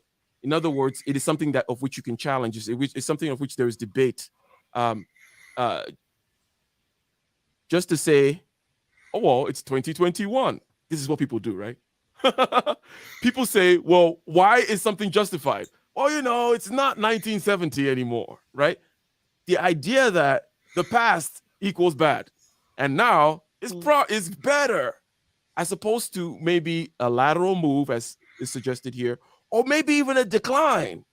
Why can't you go backwards? Especially when we know the nature of entropy and degeneration, that is the tendency of the universe, anyways, is for things to go backwards, is for things to degenerate, anyways. So that idea of progress, I think that is definitely a problematic one, and I don't take that at all as a given. I don't just assume that there is some directionality to history going towards the ever and ever better. Not necessarily. But anyways, to Niger, what you got in your mind, sir? I think that point was when the last point you made about progress doesn't necessarily mean that it's better. After all, there are a lot of dead ends in evolution. About the idea of, I think someone was sounding as if it's a matter of fact that people have to integrate with machines. It's not clear cut, because if some of those benefits can be achieved without integrating them with the human body, why would you do that? You can see that people could easily opt not to have it if it can be done without integrating with the human body, because when you start integrating those things, it's one thing to do that, and when it starts interrupting or even maybe goes up to the genetic level and altering the human gene, then you are running the risk of not fully understanding the implications. So if people can escape it, they will. Well, Nigel, let me see if I understand you here, because first of all, I think it was Amethyst who gave empirical knowledge that says, hey, or empirical data that says, look, the people are doing the BBLs and this and that. And I said, they're doing it, and by the way, maybe there'll be a pushback because not most men like it, and they're maybe doing it for other women, and maybe it'll be a trend that'll change. But we're noticing with other people making other statements about the drone-like nature of human beings, and what we see the market, what the market is showing us, right? And also something, when you look at texts, whether it be the Epic of Gilgamesh or Plato's Republic or the Bible, when you look at ancient texts, in other words, kind of repeating the same things about how human beings are, right? The kinds of things that we tend to do, the mark of the beast and all these other kinds of things, that's the way, that's it. Maybe it's just something that is inevitable about the masses, and this sick cycle will happen. How about that argument? What would you say to that pushback? I think somebody said something about, I think we behave like nodes, and then when I think somebody mentioned something about like a kind of hive mind, talked about the Star Trek this thing, the Borg, hive, Trek, the Borg, yeah, exactly. But we as human beings are not so dissimilar. It's just the medium of communication that is slightly different. And we don't fully understand how free the bug mind is, but you can also argue that human beings are not that free too. So some of all those things, I think when these things start fleshing out, I think these are early days. People are just assuming that we're just going to jump and just take on technology. I feel like if human beings have the option not to take it on and still achieve the benefits, they will not. And with technology advancing more and more, most of this technology will be so small and so low level that you can carry them without necessarily infusing them into your systems. So we'll see how it goes. But I feel like most of the conversation is quite good, because in the end, we don't fully know how it's going to pan out. But if I'm to predict, I will predict that in the near maybe 200-300 years, you start seeing human beings start branching off. Different types to start branching off in different directions based on their beliefs in these things. Or based on their dollars, right? You're gonna have True. That's a big one. You have 2.0 living like halfway between the moon and Earth, and they have like this massive wall of lasers that block them, and like nukes that are pointed to anyone that's coming by. They siphon all the oil through this a carbon pipeline that goes all the way through space. So they get the pick of the litter when it comes to the natural natural gases and certain other sources of energy. I see that. And Hmm. and we're all trying to be part of the new elite 2.0. I'll get our But let pass. me ask you though, if you have the option to live forever without needing augmentation, and somebody says you can have augmentation and live forever or do some transhuman thing, which option would you choose? Unless I had the option to turn it off, that is, like to kind of slow it down and let the natural course to check out, I wouldn't take it. I wouldn't take the no checkout thing. Okay. No, I think let me put it differently.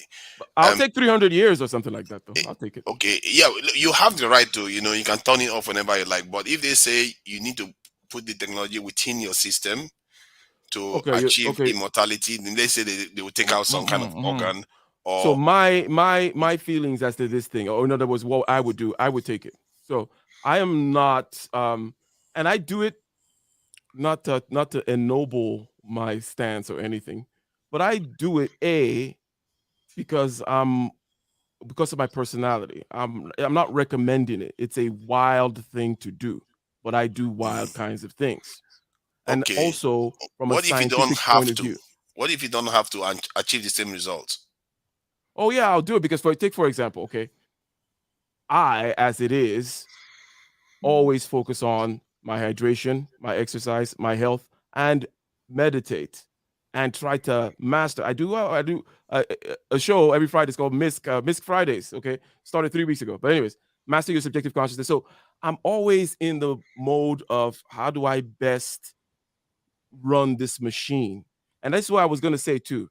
If here's the transhuman capacity that I will be down for, right? Because number one, I'm not against the infusing of things. No, not for me. I'll do it, but everyone has a choice, right?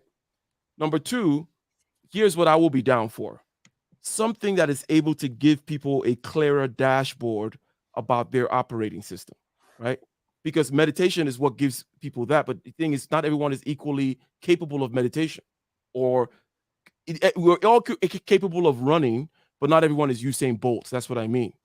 But in this world, more and more people need to be more Usain Bolt when it comes to how clear they are about their operating system, their subjective consciousness, right? Themselves. So if there was some kind of technology that has, like, let's say you were able to see the anger meter, okay, like a red flashing light on the left side of your head, because there is a physiological correlate to anger, obviously, and you can even describe it. You know that the hairs stand up. You know that the temperature behind your ears goes up. You know that the heart rate goes up. You know that the breathing becomes shallow, right? So almost, but imagine if you had something that you were seeing a bar, like oh, my anger bar is going up. Oh, the hydration bar is going down. Some basic things, right? That'll help the average person be more cognizant of these kinds of things about Yeah. their operating system. Again, I will be down for that. I don't know. What do you have to say? Any reactions to that from anyone? Or Dig Thug, are you down for my technology here? Would you take, or are you down for appeal for the masses, whereby it'll give them the ability, like a dashboard, to be able to see certain gauges of certain systems within their body, so that they don't have to be masters of their subjective consciousness and master meditators to notice how they work? Now you talking. Oh, you're down. Oh, you're down. You're down for this. Okay, no, I got you. Oh, I'll go yeah. for the I latter. got the Yeah, sale. I got the sale. All right, go ahead. Go ahead. yeah, but I'll go for the latter. And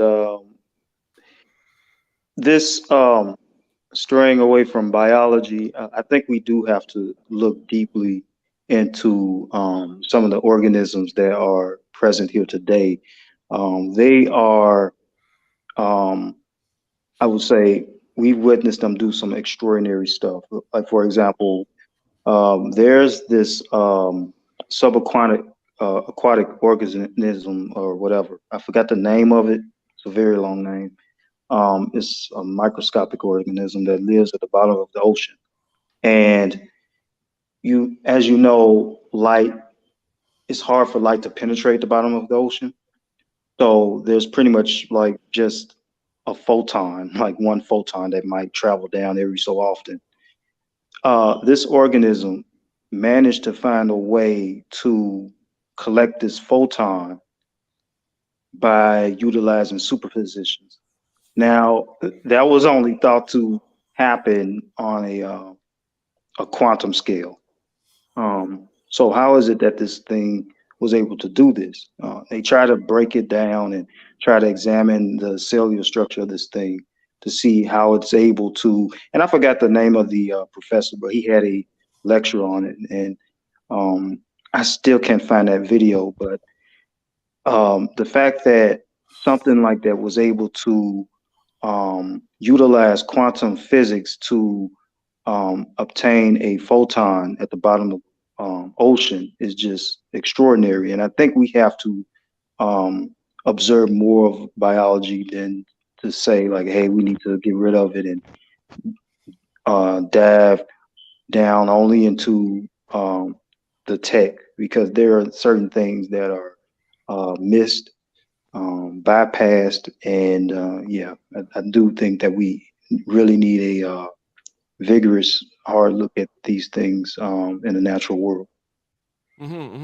So, Vision, what do you? I don't know if you heard my pitch about a human augmentation chip or whatever it may be that gives people some kind of a dashboard for certain systems, which they otherwise are. They do have a dashboard, but you have to pay attention. You have to have concentration and equanimity in order to notice the temperature of your neck going up, in order to not be caught in your feelings and such, right? So if I give you an anger dashboard, a hydration dashboard, oh, you need to stand up and exercise now dashboard, and other kinds of things, systems, hormonal levels and stuff like that, would you be down for such a human augmentation? Presumably, the hope is that this will improve human health indirectly by changing people's habits and perhaps even make us more peaceful or make better decisions overall, if you will. It's tempting, but just that, no. I want to keep what I have already, like what I came here with, and what I'm going to leave here with. I did hear you mention something about being able to live longer, and yeah, those things are ideal, especially like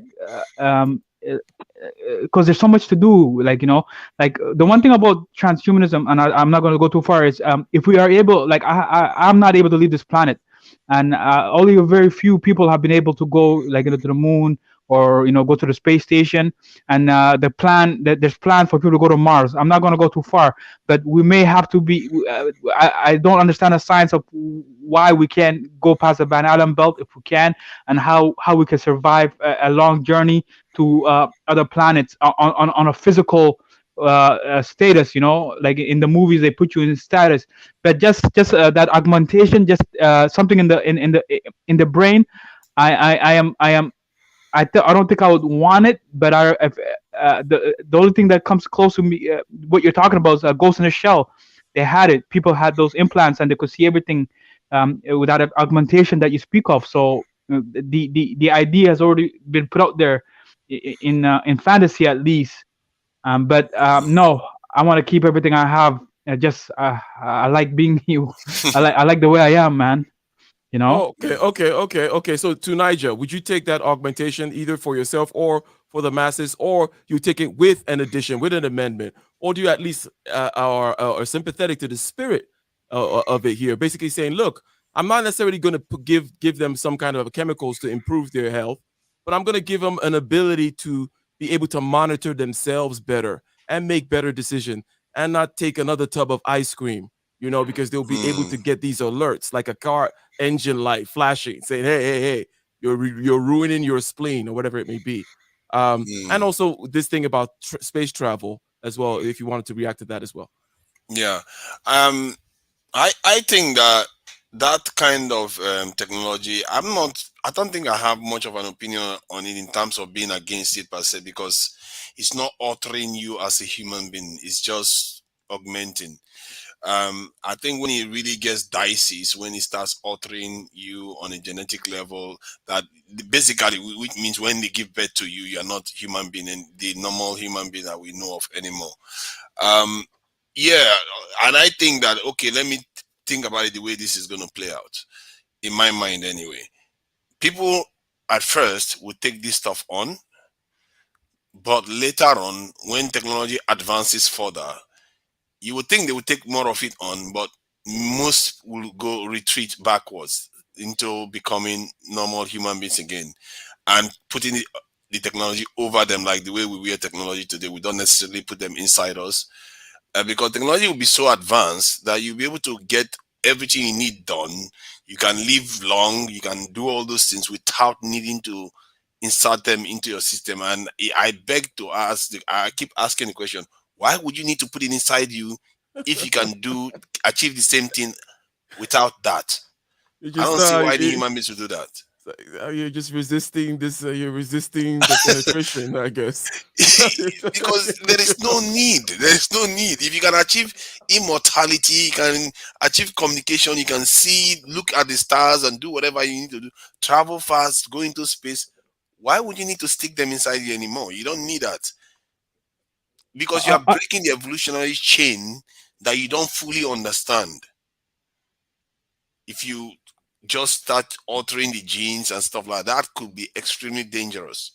And I will recommend, in short, most people would choose, you know it yourself, if they give you the option of all this is you're asking for without implanting into yourself, you will opt for, yeah, I will go with that. I don't care about planning into my head. In the end, I can still see just fine. I can know whether I'm hungry or not just by using some kind of technology to flash it before my eyes. Because there are ways you can see things without it necessarily being implanted inside you. And not to mention the privacy issues. Already we have privacy issues with our stuff being implanted inside our heads. Just on your mobile phone, is spying on you all over the place. Now you put it inside people's bodies. That is extremely dangerous. You can you can get the commandeered and somebody can take over, hijack your body by installing all kinds of hardware inside you. So there is a lot of dangers to it. I feel like when that's a novel technology like the kind of stuff, Neuralink that Elon Musk is talking about, people might take it up, but eventually in the medium term, when technology advances further, people will start stepping back. I that's my suspicion. Can I add something too, please? Go ahead. Yeah, I want to add that as just like the gentleman just spoke of, like with the we're speaking of hardware, but there's also the software aspect to this, and that's something the gentleman just mentioned. Like with all the software that we have in our computer, we're basically going to become like a computer. Basically, we're going to be a walking machine that is a computer with human aspects, like with human biology. But like you said, you people can spy on you, and there's and all these companies that make all this software for us for our convenience. There's always backdoors to all these softwares. So what I'm trying to say is, it took whether it took millions of years or it took 100,000 years for us to get here. There was I feel there was a divine role or something that was operating outside that I cannot grasp, right? Where now when we'll come to this transhumanism thing, and with the software and the hardware, it's man that's not going to, corporations are going to be have a say. And so you have to get uploads, you got to get downloads. Vision. Let me ask you this, because you just talked about man having a say, and is that, so I would say, what would you say to the fact that, well, that's not necessarily a new thing, in the sense that consciousness has always driven evolution ever since we had consciousness, right? And we've had a say through different kinds of modalities and traditions and whatnot. We've had a say through sexual selection, for example, even, right? In terms of the kinds of genes that get passed on, right? It's a pushback in that sense to say, okay, so having a say is nothing new. So are you saying that this kind of having a say is what, in other words, the particular mode of having a say is what you're against, right? Yeah. Okay. Like Anyways, I go feel ahead. like we've had free. I'm sorry. I feel like, regardless how society has gone, there's always been that aspect of free will, and we had to cooperate. Like what you said with the concept, we had to cooperate, but there was a free will, and I feel that a man just like me is gonna have a little more say in my free will of what to do and where I can go and how to operate. Where before, even though like it was a culture, it was consciousness, it felt, it was divine in a way. Do you know what I mean? It was outside. It wasn't controlled by a person just like me. It just feels like it was something else. But I know I'm not clear, but I just want to say that. Oh no, you well stated. Now let's see here. Ladies and gentlemen, okay, as I said, click the like button, click the subscribe button if you haven't already, click the bell button twice. We are talking about transhumanism, okay? Again, it's a movement that emphasizes the promotion of research and development of technologies that enhance humanity. And they're offering us three things, okay? Super intelligence, super longevity, and super well-being, okay? The whole Superman experience, okay, it's at hand, finally, okay? And we don't even have the flying cars yet, but now they're promising us heaven on earth, you know, in the 70s or whatever, it was going to be the Jetsons. And it was believable, you know. We thought, oh yeah, it was going to be flying cars, it was going to be this, it was going to be that, and they promise you the RoboCop effect, like the Terminator effect. You know what I'm saying? Be machine. The what do they call those anime shows? They talk about futurism, body morphism. You know, I forgot the name. Ghost in the Shell type of stuff. That's what they're. And I'm thinking, say, hold on, we don't got. And you know, I always had a dream about this and thought about this, that they never made a Jetsons movie yet. And I think it's time now, if they're going to push this transhumanism, they need to have that up front just to have people visually see it, like any propaganda, because you got to see it up front to really say, I want to experience it, live it. It's the best promotion known to man. You get me? Hell, we got the Neuralink now upon us. We got the metaverse now upon us. So now they condition you now, saying, don't you get tired of this human shell? We want. What do you think about this? What do you think about this comment here that says, hey, Chaos, how about you learn this technology and use it, perhaps even control it, master it, go for it. Even if you want to destroy it, yeah, go inside there, master it, control it, destroy it, or whatever, or change it. Or meanwhile, get the power rather than to assume that you will be victimized by it, or maybe you don't think you're going to be victimized by it, but what is to be done, right? What would you say to that comment in the chat?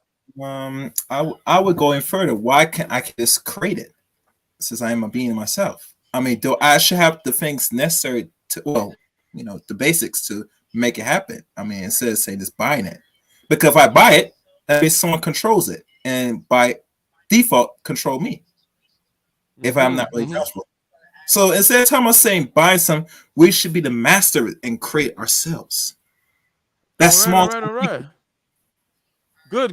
Well, I would ride with that, as they say. So, but let's continue. We were here about this particular little video which we're reviewing here, and we're almost at that 2-hour mark. We're going to start landing the plane soon, but the video is Transhumanism 101, and we're here at Artificial Intelligence Fair Use.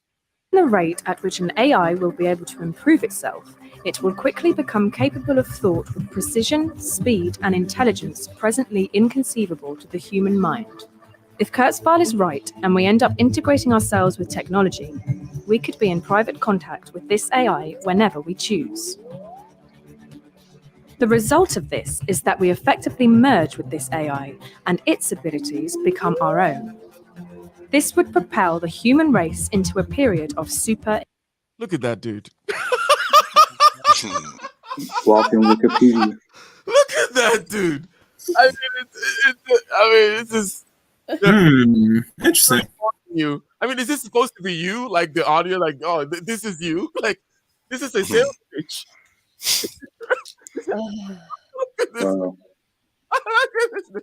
The result of this is that we effectively merge with this AI, and its abilities become our own. This would propel the human race into a period of super intelligence. But perhaps, as some argue, no non-biological computer could ever become conscious. Or what if, as every other dystopian science fiction plot goes, this AI's goals differ from our own? And what does our increasing reliance on computers mean for our future? Okay, this is usually a big a distraction, in my opinion. But we'll continue. I'm just saying, when I say what the distraction is, when they start saying the basic stuff like, oh, well, what if the AI doesn't want to do this or the AI doesn't want to do that? That's just like a big kind of red herring. It's like, that's not the problem. I think the problem, a big part of the problems lie in the areas that Amethyst pointed out a long time ago in terms of whom has the power, how does this increase human power? Now, why would this one focus on human power? Okay, there may be a couple of reasons why. It may be the fairness argument, right? And then there may be the argument about understanding that whenever human power is increased, you have to be concerned because human goodness is not increased along with human power. Human wisdom is not increased along with human power, right? So it's not like we became infinitely wise now that we can do both the nucleus of the DNA and the nucleus of the atom and blow ourselves up. No, we're still dumb, crazy apes, right? That get angry and get road rage, right? So, anyways, let's continue that. Sorry for the tangent, or it's part of the game. Super longevity and super intelligence are all well and good, but only insofar as they make. And yeah, remember, this is what they're promising us, right? Super longevity, super intelligence, super wellness. Okay, what's your pill? What's your box? How much you put it on it? $5,000 for the green. Okay, it's a cool 75 grand for the yellow. Make us happier, more fulfilled. Super wellness is like heaven. It's like paradise. Billionaire status. More content. Let's look at the last section, which deals with the issue of well-being. Imagine you're soon to be a parent. Your doctor informs you that, if you wanted, you could choose certain features of your child's biology. You could choose how genetically prone to depression they will be, their levels of anxiety, jealousy, anger, and even their pain threshold. Would you choose a high likelihood of chronic depression, an intolerably low pain threshold? How about panic attacks and anxiety? Probably not. The last major branch of transhumanism, spearheaded by philosopher David Pearce, aims to investigate and phase out suffering. Okay, so here, let me come in and first we'll just go around the panel clockwise here, react to this part, right? And then we'll start giving closing thoughts and stuff here. But the idea here of eliminating suffering, okay, something similar is kind of in the lines of what I was saying earlier, but I wasn't calling it eliminating suffering. I was saying that, look, you may have pain, but there's no need to go crazy about it. And here's how you can watch yourself getting angry by these little gauges I'm going to give you. For example, I was saying, I'm going to sell you these little things that allow you to monitor yourself. Okay, there's going to be an anger meter and a hydration meter and all kinds of things. So you don't make silly mistakes anymore. You have energy all day and you're well regulated. Okay. Now, this person is saying, how about we just fix the dials before, okay, before you come in? And I'm not really, my thing is to say, look, if we can eliminate certain kind of diseases, some kind of congenital diseases that come with that, I'm for that, right? You know what I mean? I'm like, hey, let's remove certain diseases. But I'm not for this, how about we'll dial this a little bit over here and a little bit, no. Because what do you know about what, quote unquote, depression really is and how it manifests itself in a complicated way from such markers? Anyways, so anybody have anything to say on that? Well, let's start with Amethyst and then Dick Thug, Tunija, Vision. Yeah. Someone's sleeping on the panel. Can somebody find that and mute that? Come here snoring. It's very rude.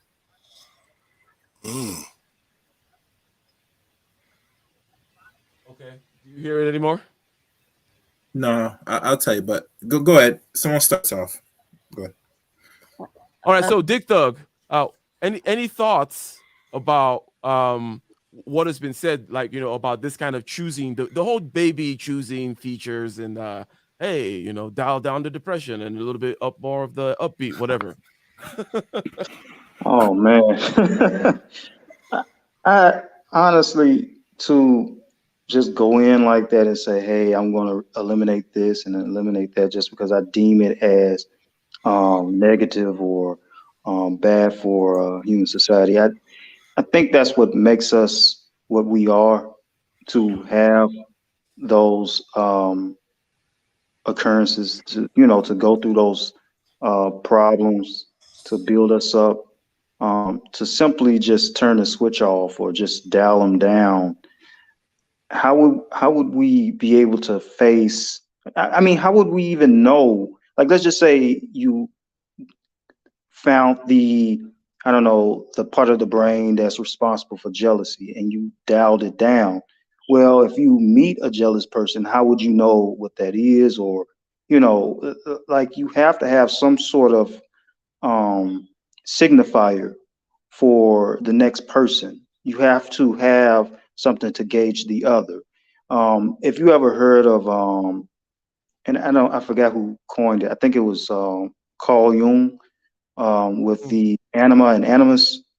We all have some inner representation of the other. Like, for example, we, as like I could say, as a guy, I have some inner representation of what a woman may think of or whatever. I'm not really sure 100%, but I'm somewhat like, okay, I have to meet them halfway.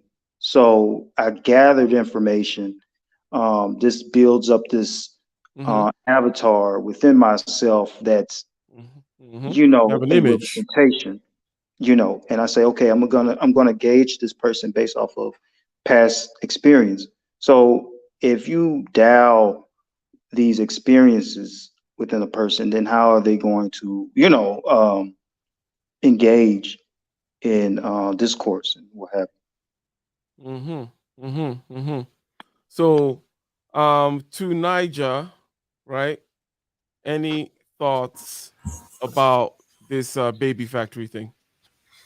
And can Um, I the baby factory, okay, choosing the traits for the child. Um, I guess the one has to watch out for what one picks, isn't it? Because if you if everybody keep choosing specific traits, you have to ask yourself the question: how does it affect the entire group? Um, right now, we are talking from the context of one person, altering the child. But and whenever we're having this discussion, we talk about it from that point of view. But there is also the aspect of the community, how it affects it. Because if everybody choose blue this thing specific traits, oh, the child has to be beautiful, the child has to be tall, then the short guy doesn't have any niche. Or somebody, if you create everybody to be nice and good, the one person creates a child that is a total douchebag. That child that is the douchebag might become king, because what will happen is that he's going to take advantage of all the good ones. So those type of things, and this is why this kind of conversation is quite good, because it forces one to think about how this stuff plays out. Really, I personally, when you start altering, picking stuff, as long as you don't alter the actual original DNA that allows the evolution to carry on its merry way, I think that's okay with me, because it's too short-termish. Whatever advancement we are going to achieve in the next 100 years is too short-termish compared to what the timeline that humans have existed. Not to mention all the Homo erectus and all the rest that's come before that. In short, our gene has been around for millions of years, so we have to be careful when altering it. Okay. So hold on one second, Vision. We have an addition to the panel. S.A. Red Pill, you mind introducing yourself? What you got to say on the topic? Yeah. How are you, Mr. And what's up to Niger? All I right. kind of know that guy. Yeah. Can I add something now, or do I have to greet everyone on the panel? Go ahead and Uh, introduce yourself, and then oh, kind I'm of South African Red Pill. Oh, I'm South okay. African Red Pill. I'm from South Africa, and yeah, I just joined the panel to just. I saw the title and I was like, oh, something. I'm more into. I kind of know a lot more about. Unless, yeah, let me say a little more about this topic. Then Okay, yeah. gotcha. So let me ask you this then, okay? Just to get your gauge, will you take a certain kind of implant or chip inserted in you? Because there's a certain kind of line there between people who will and people who will not, right? Where do you fall there on that question?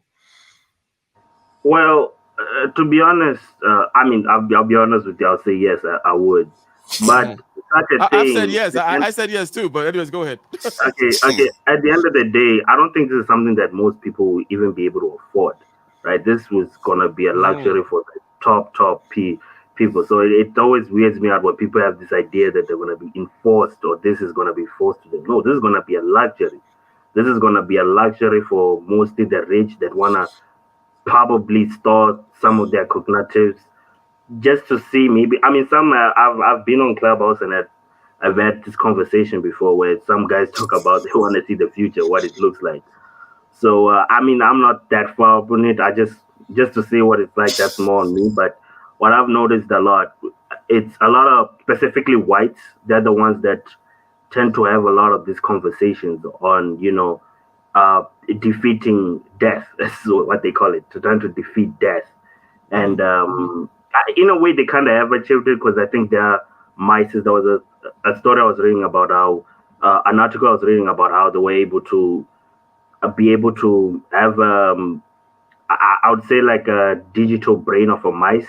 They can't do it more for humans right now because the human brain is really complicated. It's not that easy to digitize like that. But clearly that just shows that there is evidence or at least a possibility or ways in which you can actually digitize the human brain, and I think a lot of the future is gonna have this a lot. I think a lot of the elites in the future are gonna use this a lot.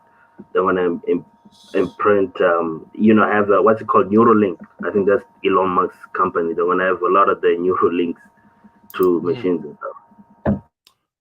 Gotcha. Okay, cool. So now, back to vision. Okay, the question of the choosing of features in a baby. Okay, I think that generally so far we've seen the complaint that hey, we don't really, if we start messing around with the numbers when it comes to this seemingly random game between the environment and the genes, if you will. We start messing around with that. We don't know what we're doing. We run into that problem which we described earlier, which Dick Thug came in and described earlier about when you do certain things consciously, you may actually then restrict. When you alter things consciously, you may actually restrict yourself, right?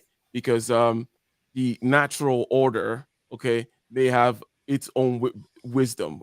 All the natural order, which tends to be a more trial and error, smooth, gradual, what we call evolution, okay, competition, whatever you want to call it, competition and cooperation, that thing that goes on within complex systems through time. Okay.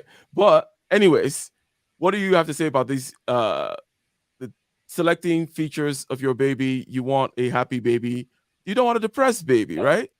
Vision. What do you have to say about that? And then chaos reign.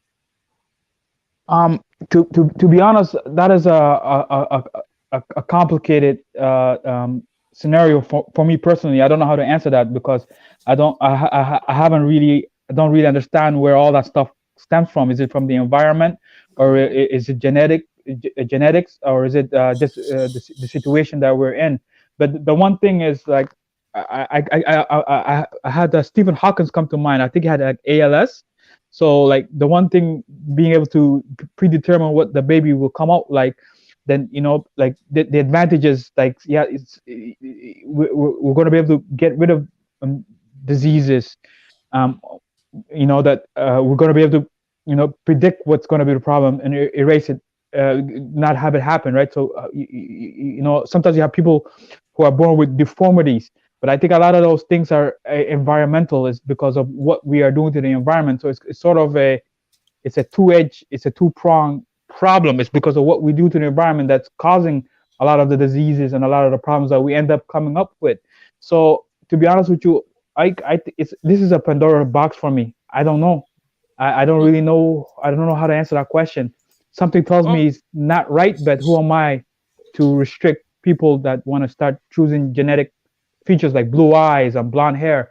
But another dangerous thing is, as a society, we have a preference to a certain features. You know, what you know, like whether it be, you know, some people are not happy. Like there's people who are not happy with their skin or their height, or you know. So yeah, it gets crazy, because now I think it's just gonna be, people are just gonna try to select perfect, beautiful human beings, and that's gonna be determined by the parent. The baby has no say in that. It's basically how the parents view it. So you're gonna be customizing babies. There's something, I find something troubling about that, but that's as far as I can go with it. So no, that's a good answer. Understanding the nuances and the ambiguities, and understanding, like, you know, that hey, it's a tough decision, and something like that. You know, so, but Mr. Chaos Rain, what do you Yes. think about being able to choose the features? Because there was a point in there, you know, where, you know, you went and you said, look, create, yes, how about I use this thing, I wield this thing, I spin the web of time and space and future and master this universe in my brief time.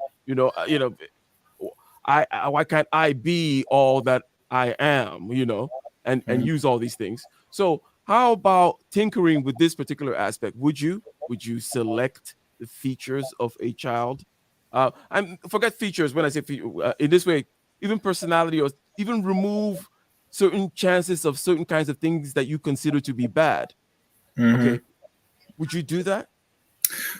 Well, I will say this. Cause that is something I've been hearing flowing for years now. If you have the possibility to re-augment your child for the first time and give it what it needs, would you? Obviously the temptation will be there. But for me, I'm more of a natural person. I would decline, be honest with you. Knowing that what is present now, I could make my child, my offspring, even more superb. Just like how the people in Asia are doing right now with the children. You get me? What I think they call it, what they call it thing again? They do with babies, gene splicing, or they might not never. Gene modified babies. Yes, yes. To give it like anything, features, intelligence, etc. And trust me, it's very tempting. But to me, I wouldn't. To be honest. Can I add something quickly? Sorry. Go ahead. Quickly, sorry to interrupt. You know, I was just thinking, like, look at what Michael Jordan was able to do, or someone like a Bruce Lee, or someone like you, Ike. You know, with the music. You know, like when I listen the music in the intro, like, you know, the talent and skills. I think there's something like maybe it's I don't know what it is, but there's the reward of having to work to achieve something. And I think you're going to be giving people the cheat code, because if I'm able to play with the genetics, you know, since I want to be the next Tiger Woods, I'm going to try to make everything in that baby to be the next Tiger Woods, or to be the next great piano player. And so the choice is not I just want to add that as well. Like, you know, people who have achieved great things, they did it through, you know, will, dedication, sacrifice, and the cheat code there is gonna affect all of that. It's sort of not fair, but you know what I mean. I just want to say that. That is a good point. Let me address it for a second, and then I have a question that I'm going to put on the table. The point basically is, I mentioned earlier, and it's kind of a trope of mine, that you need to stress yourself in order to actually survive. Because if you don't stress your muscles, what happens? They atrophy, they die. Same thing with your immune system. We know this, right? And everything about you. Everything about you. As a matter of fact, everything about complex systems, hence the ecosystem and the economy. Those things need to be shaken up. That's kind of how they develop. Okay. So the idea of thinking we understand the priors, you know, just if we just set the dials right, it's like, no, there is an aspect of dealing with the world, encountering the world. in the case of the muscle, you're breaking down the muscle and it grows back, and that's the same thing with all kinds of a growth of that kind. You fail, you learn, and then you reiterate. That is the movement, right? But anyways, here's the question that's on the table.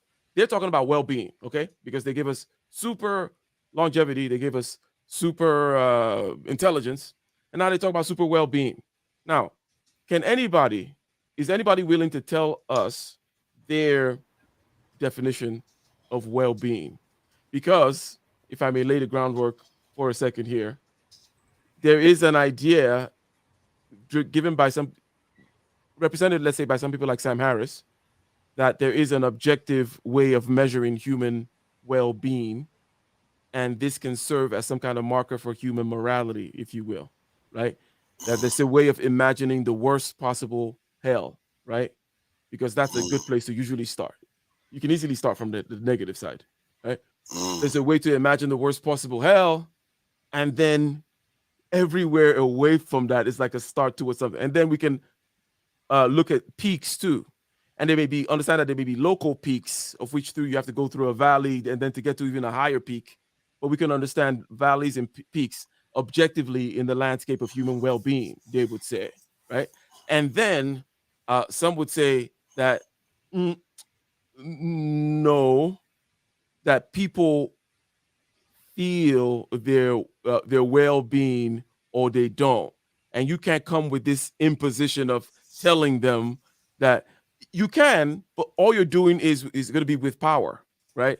And you say, hey, this particular tradition of yours is bad. It's not good for human well-being. You can't cut the eye out, the eye. You can't blind every sixth child, because of what it says on this book or on this rock, that kind of thing. But anyways, human well-being, what is it, right? Because they're promising you more of it, okay? But we don't even know what it is yet. It's like I'm selling you real estate in the metaverse. But anyways, so human well-being, who's willing to tell us what their definition of human well-being is?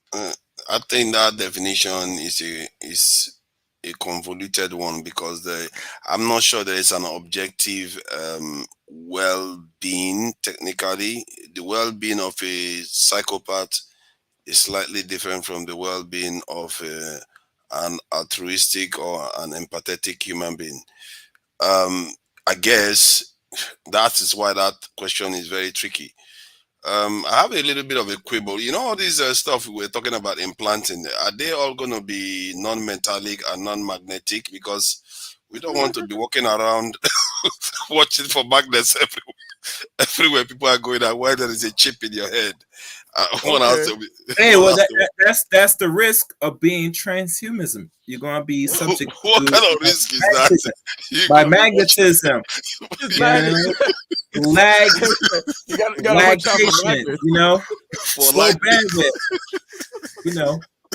And Ike, you're one of the biggest can I add something? One of the biggest uses of transhumanism that I could see, at least a useful thing, right? At first, and I was right, I don't think most people will get this. This is a definite luxury, especially when you look at the complexities of what's involved with how brains work. I think transhumanism would work well with space or people that are trying to be astronauts and stuff like that. Because if you look into just space itself, like there's a reason why we are alive on planet Earth, right? Because our Earth, for most times, most people think human beings are on Earth because most people think human beings are on Earth and the reason we're alive is because there's oxygen and stuff. But what if the reason we're on Earth is because human beings adapted to live on Earth, right? And that is what it is. Human beings have adapted to live and survive on Earth. There's a reason why even people that do go to space, they have to be there for a specific time when they're in space. It does, not having all that force of gravity pulling you down, it does kind of put a toll on your body. If you're a transhuman, and I'll say maybe maybe you have some nanobots in your body or some shit like that, or something like that. it does make it easier for you. First, you don't have to breathe. Right? This is the first part. You don't actually have to breathe. You can live off the micro nanobots that are in your body. They could help you survive, and then obviously you probably live off the sun or something. Like you could connect a solar. Like all I'm saying is you could actually live off electric impulses, right? That's one of the few uses that people have seen with transhumanism, or at least having a transhuman being. And it would make it a lot easier to have interstellar beings, right? Space. Let me tell you something, man. A lot of these movies, right? And I've always wondered, like, why don't they get honest? One of the things about sci-fi is that they love to sell the lie, this idea that human beings can be in space. This one thing where if that one window just cracks, it's over for everyone in the ship. Like nobody ever, nobody ever gets to that point, right? Like it's not really made for you. Like really, the universe is telling. The universe hates life. I remember watching a video talking about the universe hates life. It really does. Like outside of planet Earth, the universe hates life. It's not breathable. It's not good for you and stuff like that. But if you are transhuman, one, you can produce your own bodily heat with all that. I mean, if I'm thinking about a transhuman, I'm sure you probably be living off like I would say 80 amounts of volt, like high amounts of voltages, which could obviously convert into heat energy, and then obviously he can like sustain himself and heat his own body while he's in space. So they don't have to put a lot of the filters that they do put into spaceships today. Like one, so that would lower the weight of the ships.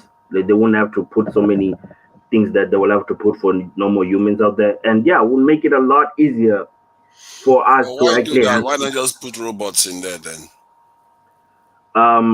Yeah, I mean, in a way, robots. The thing about robots, right, is that I mean, we could presume that maybe we'll make this super intelligent robot that can fix itself, but it's always better with the human being type of thing. Like if you're actually trying to start a civilization, right, an actual civilization out there, it's obviously a lot better to have some level of organic organism that can, I would say, think something, right? Like it does help to have something that is intelligent, something that can adapt, that can. Obviously, AI can adapt and stuff, and I kind of contradicting myself, but I guess what I'm saying is when you can mix AI and organic or this biotech, let me say biotechnology, you can create at least synthetic bodies make it easier for you to create another civilization in other planets. Not even planets, we wouldn't even have to use planets. I think for most part, if human beings are gonna become interstellar, they're probably gonna terraform a lot of asteroids. That's what I think is more practical for most part. Yeah. I mean, A lot of forces involved. Yeah. that point is quite true, and it goes to the other point of space travel, which we've been on so far, where the question of the danger on Earth, right?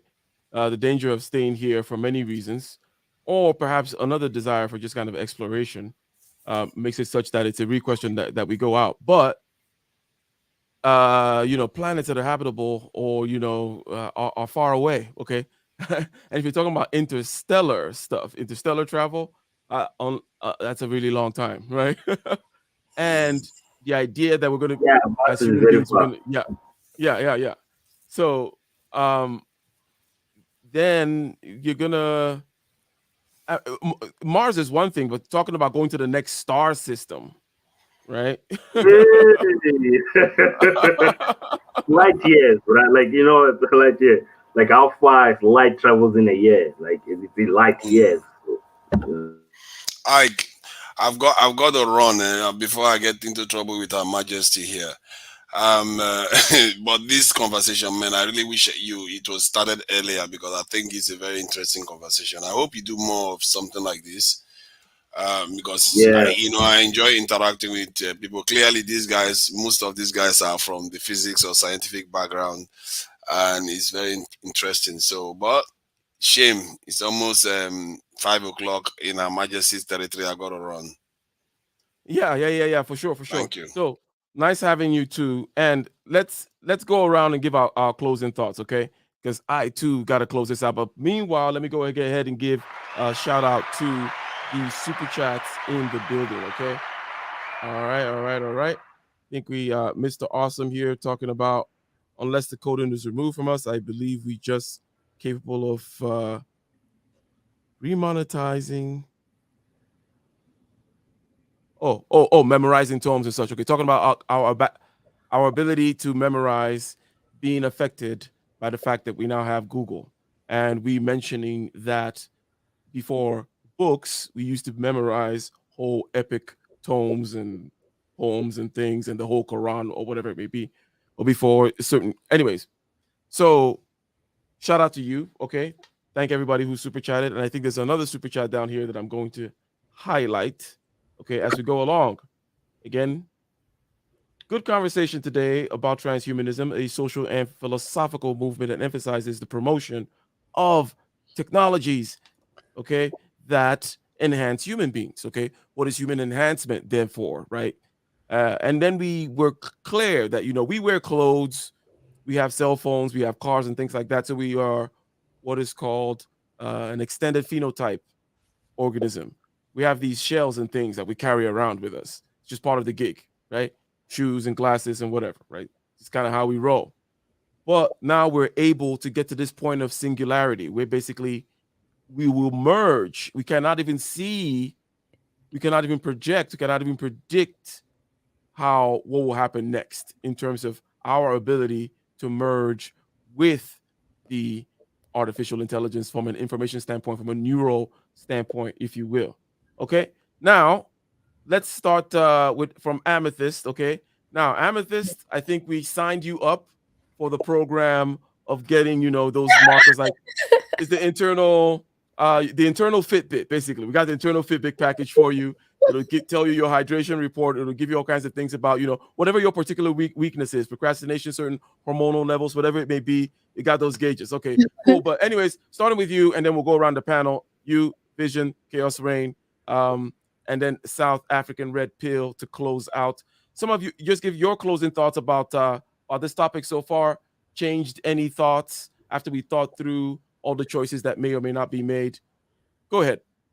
Okay, yes, that's the only package I would stick with. But as far as like the gene alteration, I think it's counterproductive. You know, we supposed to be passing on our genes where they will be keeping up with the depression and the other sicknesses. If it's turned off, we can't study it. And what happens if we can't use gene alteration anymore? We SOL, we ish out of luck. So, and then we have to keep in mind AI data is biased and inaccurate right now. And that's why these AI companies trying to get so many people to work for them so they can change it in such a short time period. Okay, cool. So we know the package that you're down with. So Vision, what are your closing thoughts regarding this? You know, you brought in some very important things talking about the fact that this thing has already been prepared from a media standpoint. So bringing in the Ghost in the Shell aspect and Orson Welles and everybody. Okay, even my Scientologist guy. Yeah, but Hubbard, yeah. Hubbard, L. Ron Hubbard. Anyways, yeah. Go ahead. Closing thoughts. Yeah. You know, the one thing, like we as humans, like I'm just from my limited capacity of just observing. Like I'm sure at one time I wasn't there. We were just observing nature, and they even say like how the electric grid operates. It's the same way when you actually look inside the human body and how the neurons and how the electrical pulses travel, or even in nature how trees communicate. Like man and woman were observing nature, and then they sort of mimicked an artificial version of nature. And so like how the semiconductors and now, you know, you have CERN, and you know you have quantum physics and quantum computing, and like different groups of men just work. And I remember Einstein saying like I'm paraphrasing, I'm here because I stand on the shoulder of giants.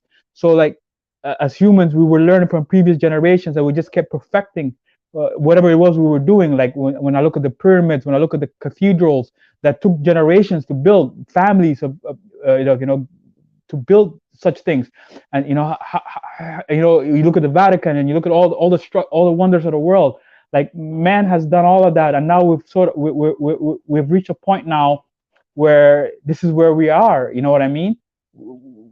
This seems to be the next step, and I'm just fascinated that when you watch the movie The Matrix, which could sort of go to that metaverse idea, the machines figured out that man was the greatest source of energy. And so the point I'm trying to make here is basically it looks like no matter where we're going, man is still part of the equation.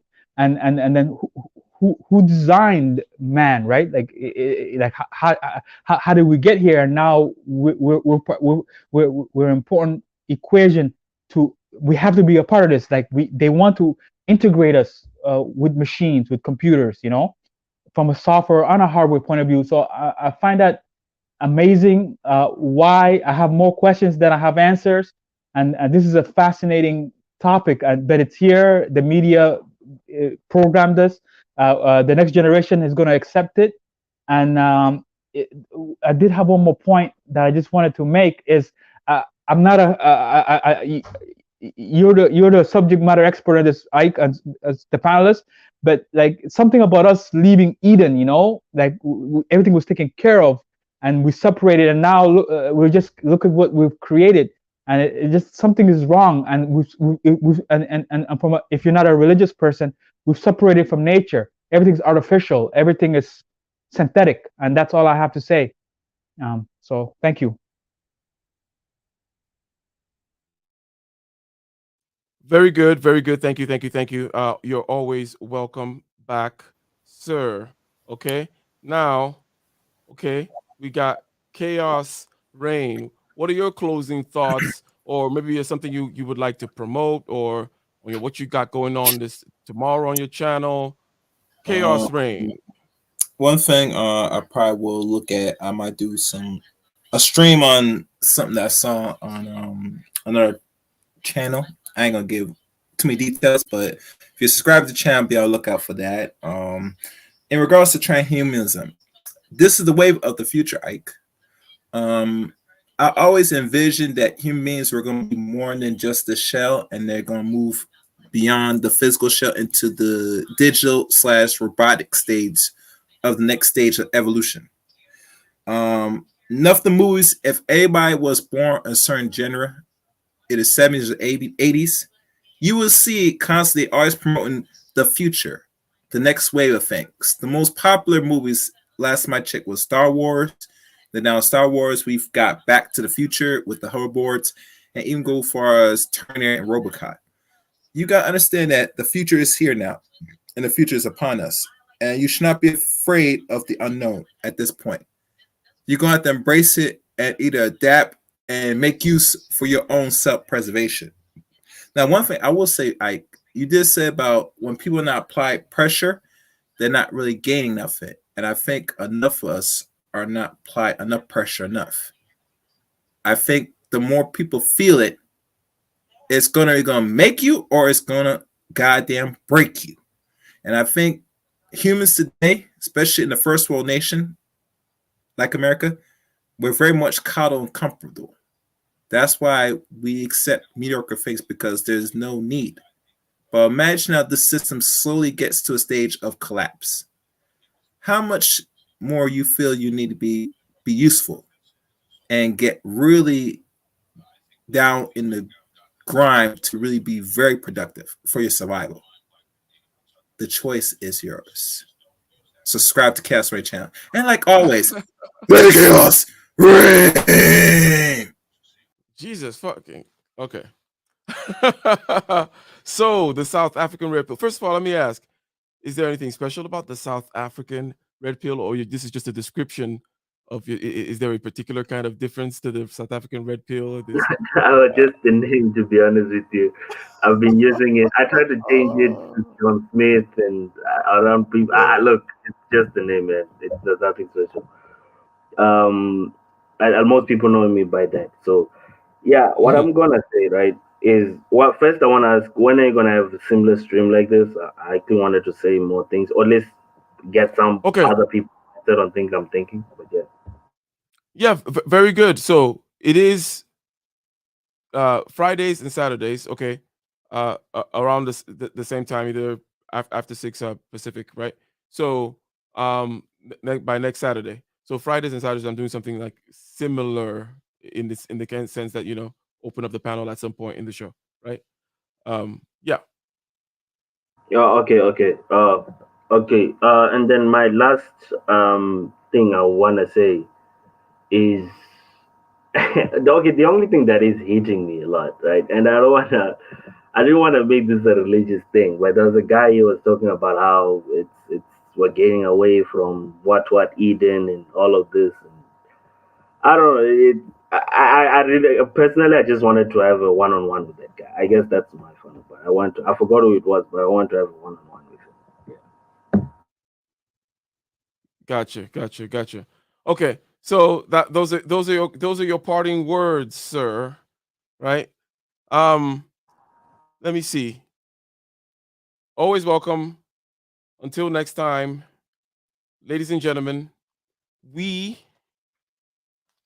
talked about that transhumanism, okay? That getting past human biological limitations, okay?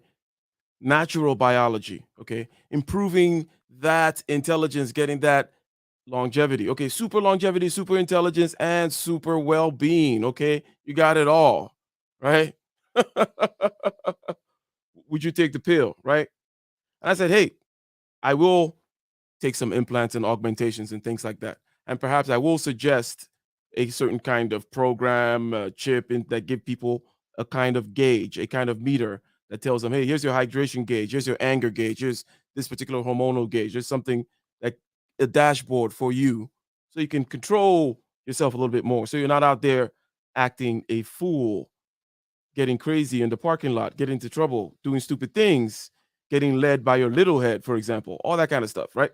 So I say, okay, I'm down for a little bit of augmentation in order to help the common man be a little bit more empowered and control himself a little bit, get outside a little bit more.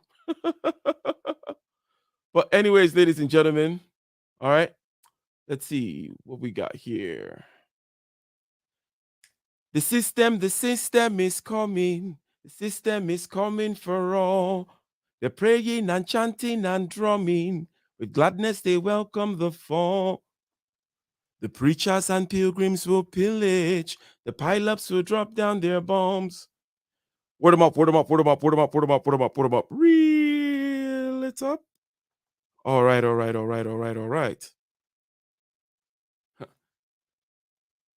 In the den of iniquity, vicinity no pretty, calamity if hit we any moment, what a pity. Tomorrow never certain. What was behind the curtain? The face of evil smirking with that shifty eyes averting. It's not a steady bubble, could either pop or topple. Many will fall and stumble. Let the dozers gather rubble from LA to Colorado, Guinea to Burkina Faso. Cannons will breach the towers and the troops will stop the castle. I say, run, come make we get it. Because the peace that is bestowed upon the meek is overrated. We'll be here tomorrow, ladies and gentlemen. We'll be here tomorrow for Case Closed. Okay, we're going to be talking about the new Me Too, I believe. Okay, so check out me, Dr. Thunder, Ramil. All right, probably going to have LAR movement in the building. Okay, Dana with the data. And we're going to break it down, ladies and gentlemen. Let me see. Again, oh yeah, I forgot to shout out this last super chat. How bad of me. Oh, we got Sir Ism in the building. Shaq. Shout out to the super chat, the super sticker, $5 from the Dig Thug. Thank you very much. So let me see.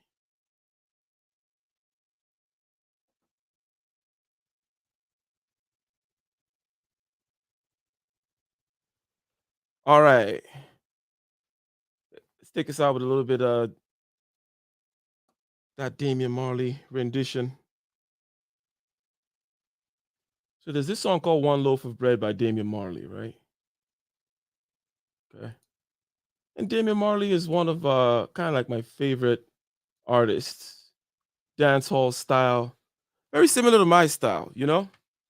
the rhythmic, kind of up tempo, kind of slick talking. But it's a very chill song. Like, Christ feed the multitude with only one loaf of bread. Poor people, there is something for you. Don't let the pressures of the system get upon your head. Poor people, there is something for you. Mankind cares not for his sisters anymore. Still there is something for you. Written in the book of life, we shall live forevermore. There will be something for you. Jah gave Moses 10 commandments upon 2 tablets of stone. Israel out of Egypt, and he promised them a home. Slew the Philistine with a donkey jawbone. Know what I'm saying? Blessed be the man we walk at not in a the war zone. Blessed be the man we hear not in a pea and grown. Blessed be the herbs we keep we iron a pea and stone. Fire feed the man we sit down in a Babylon throne. Curse woman we go dance and left them picnic them alone. Cannot take care of themselves. They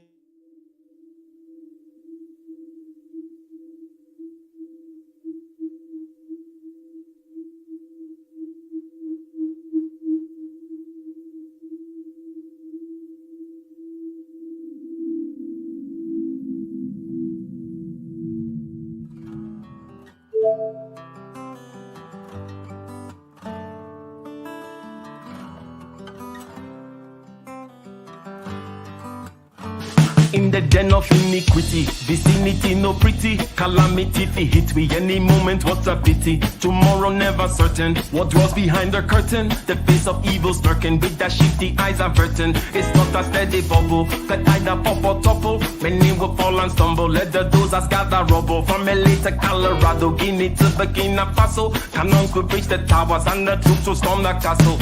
I say, run, come, make we get it.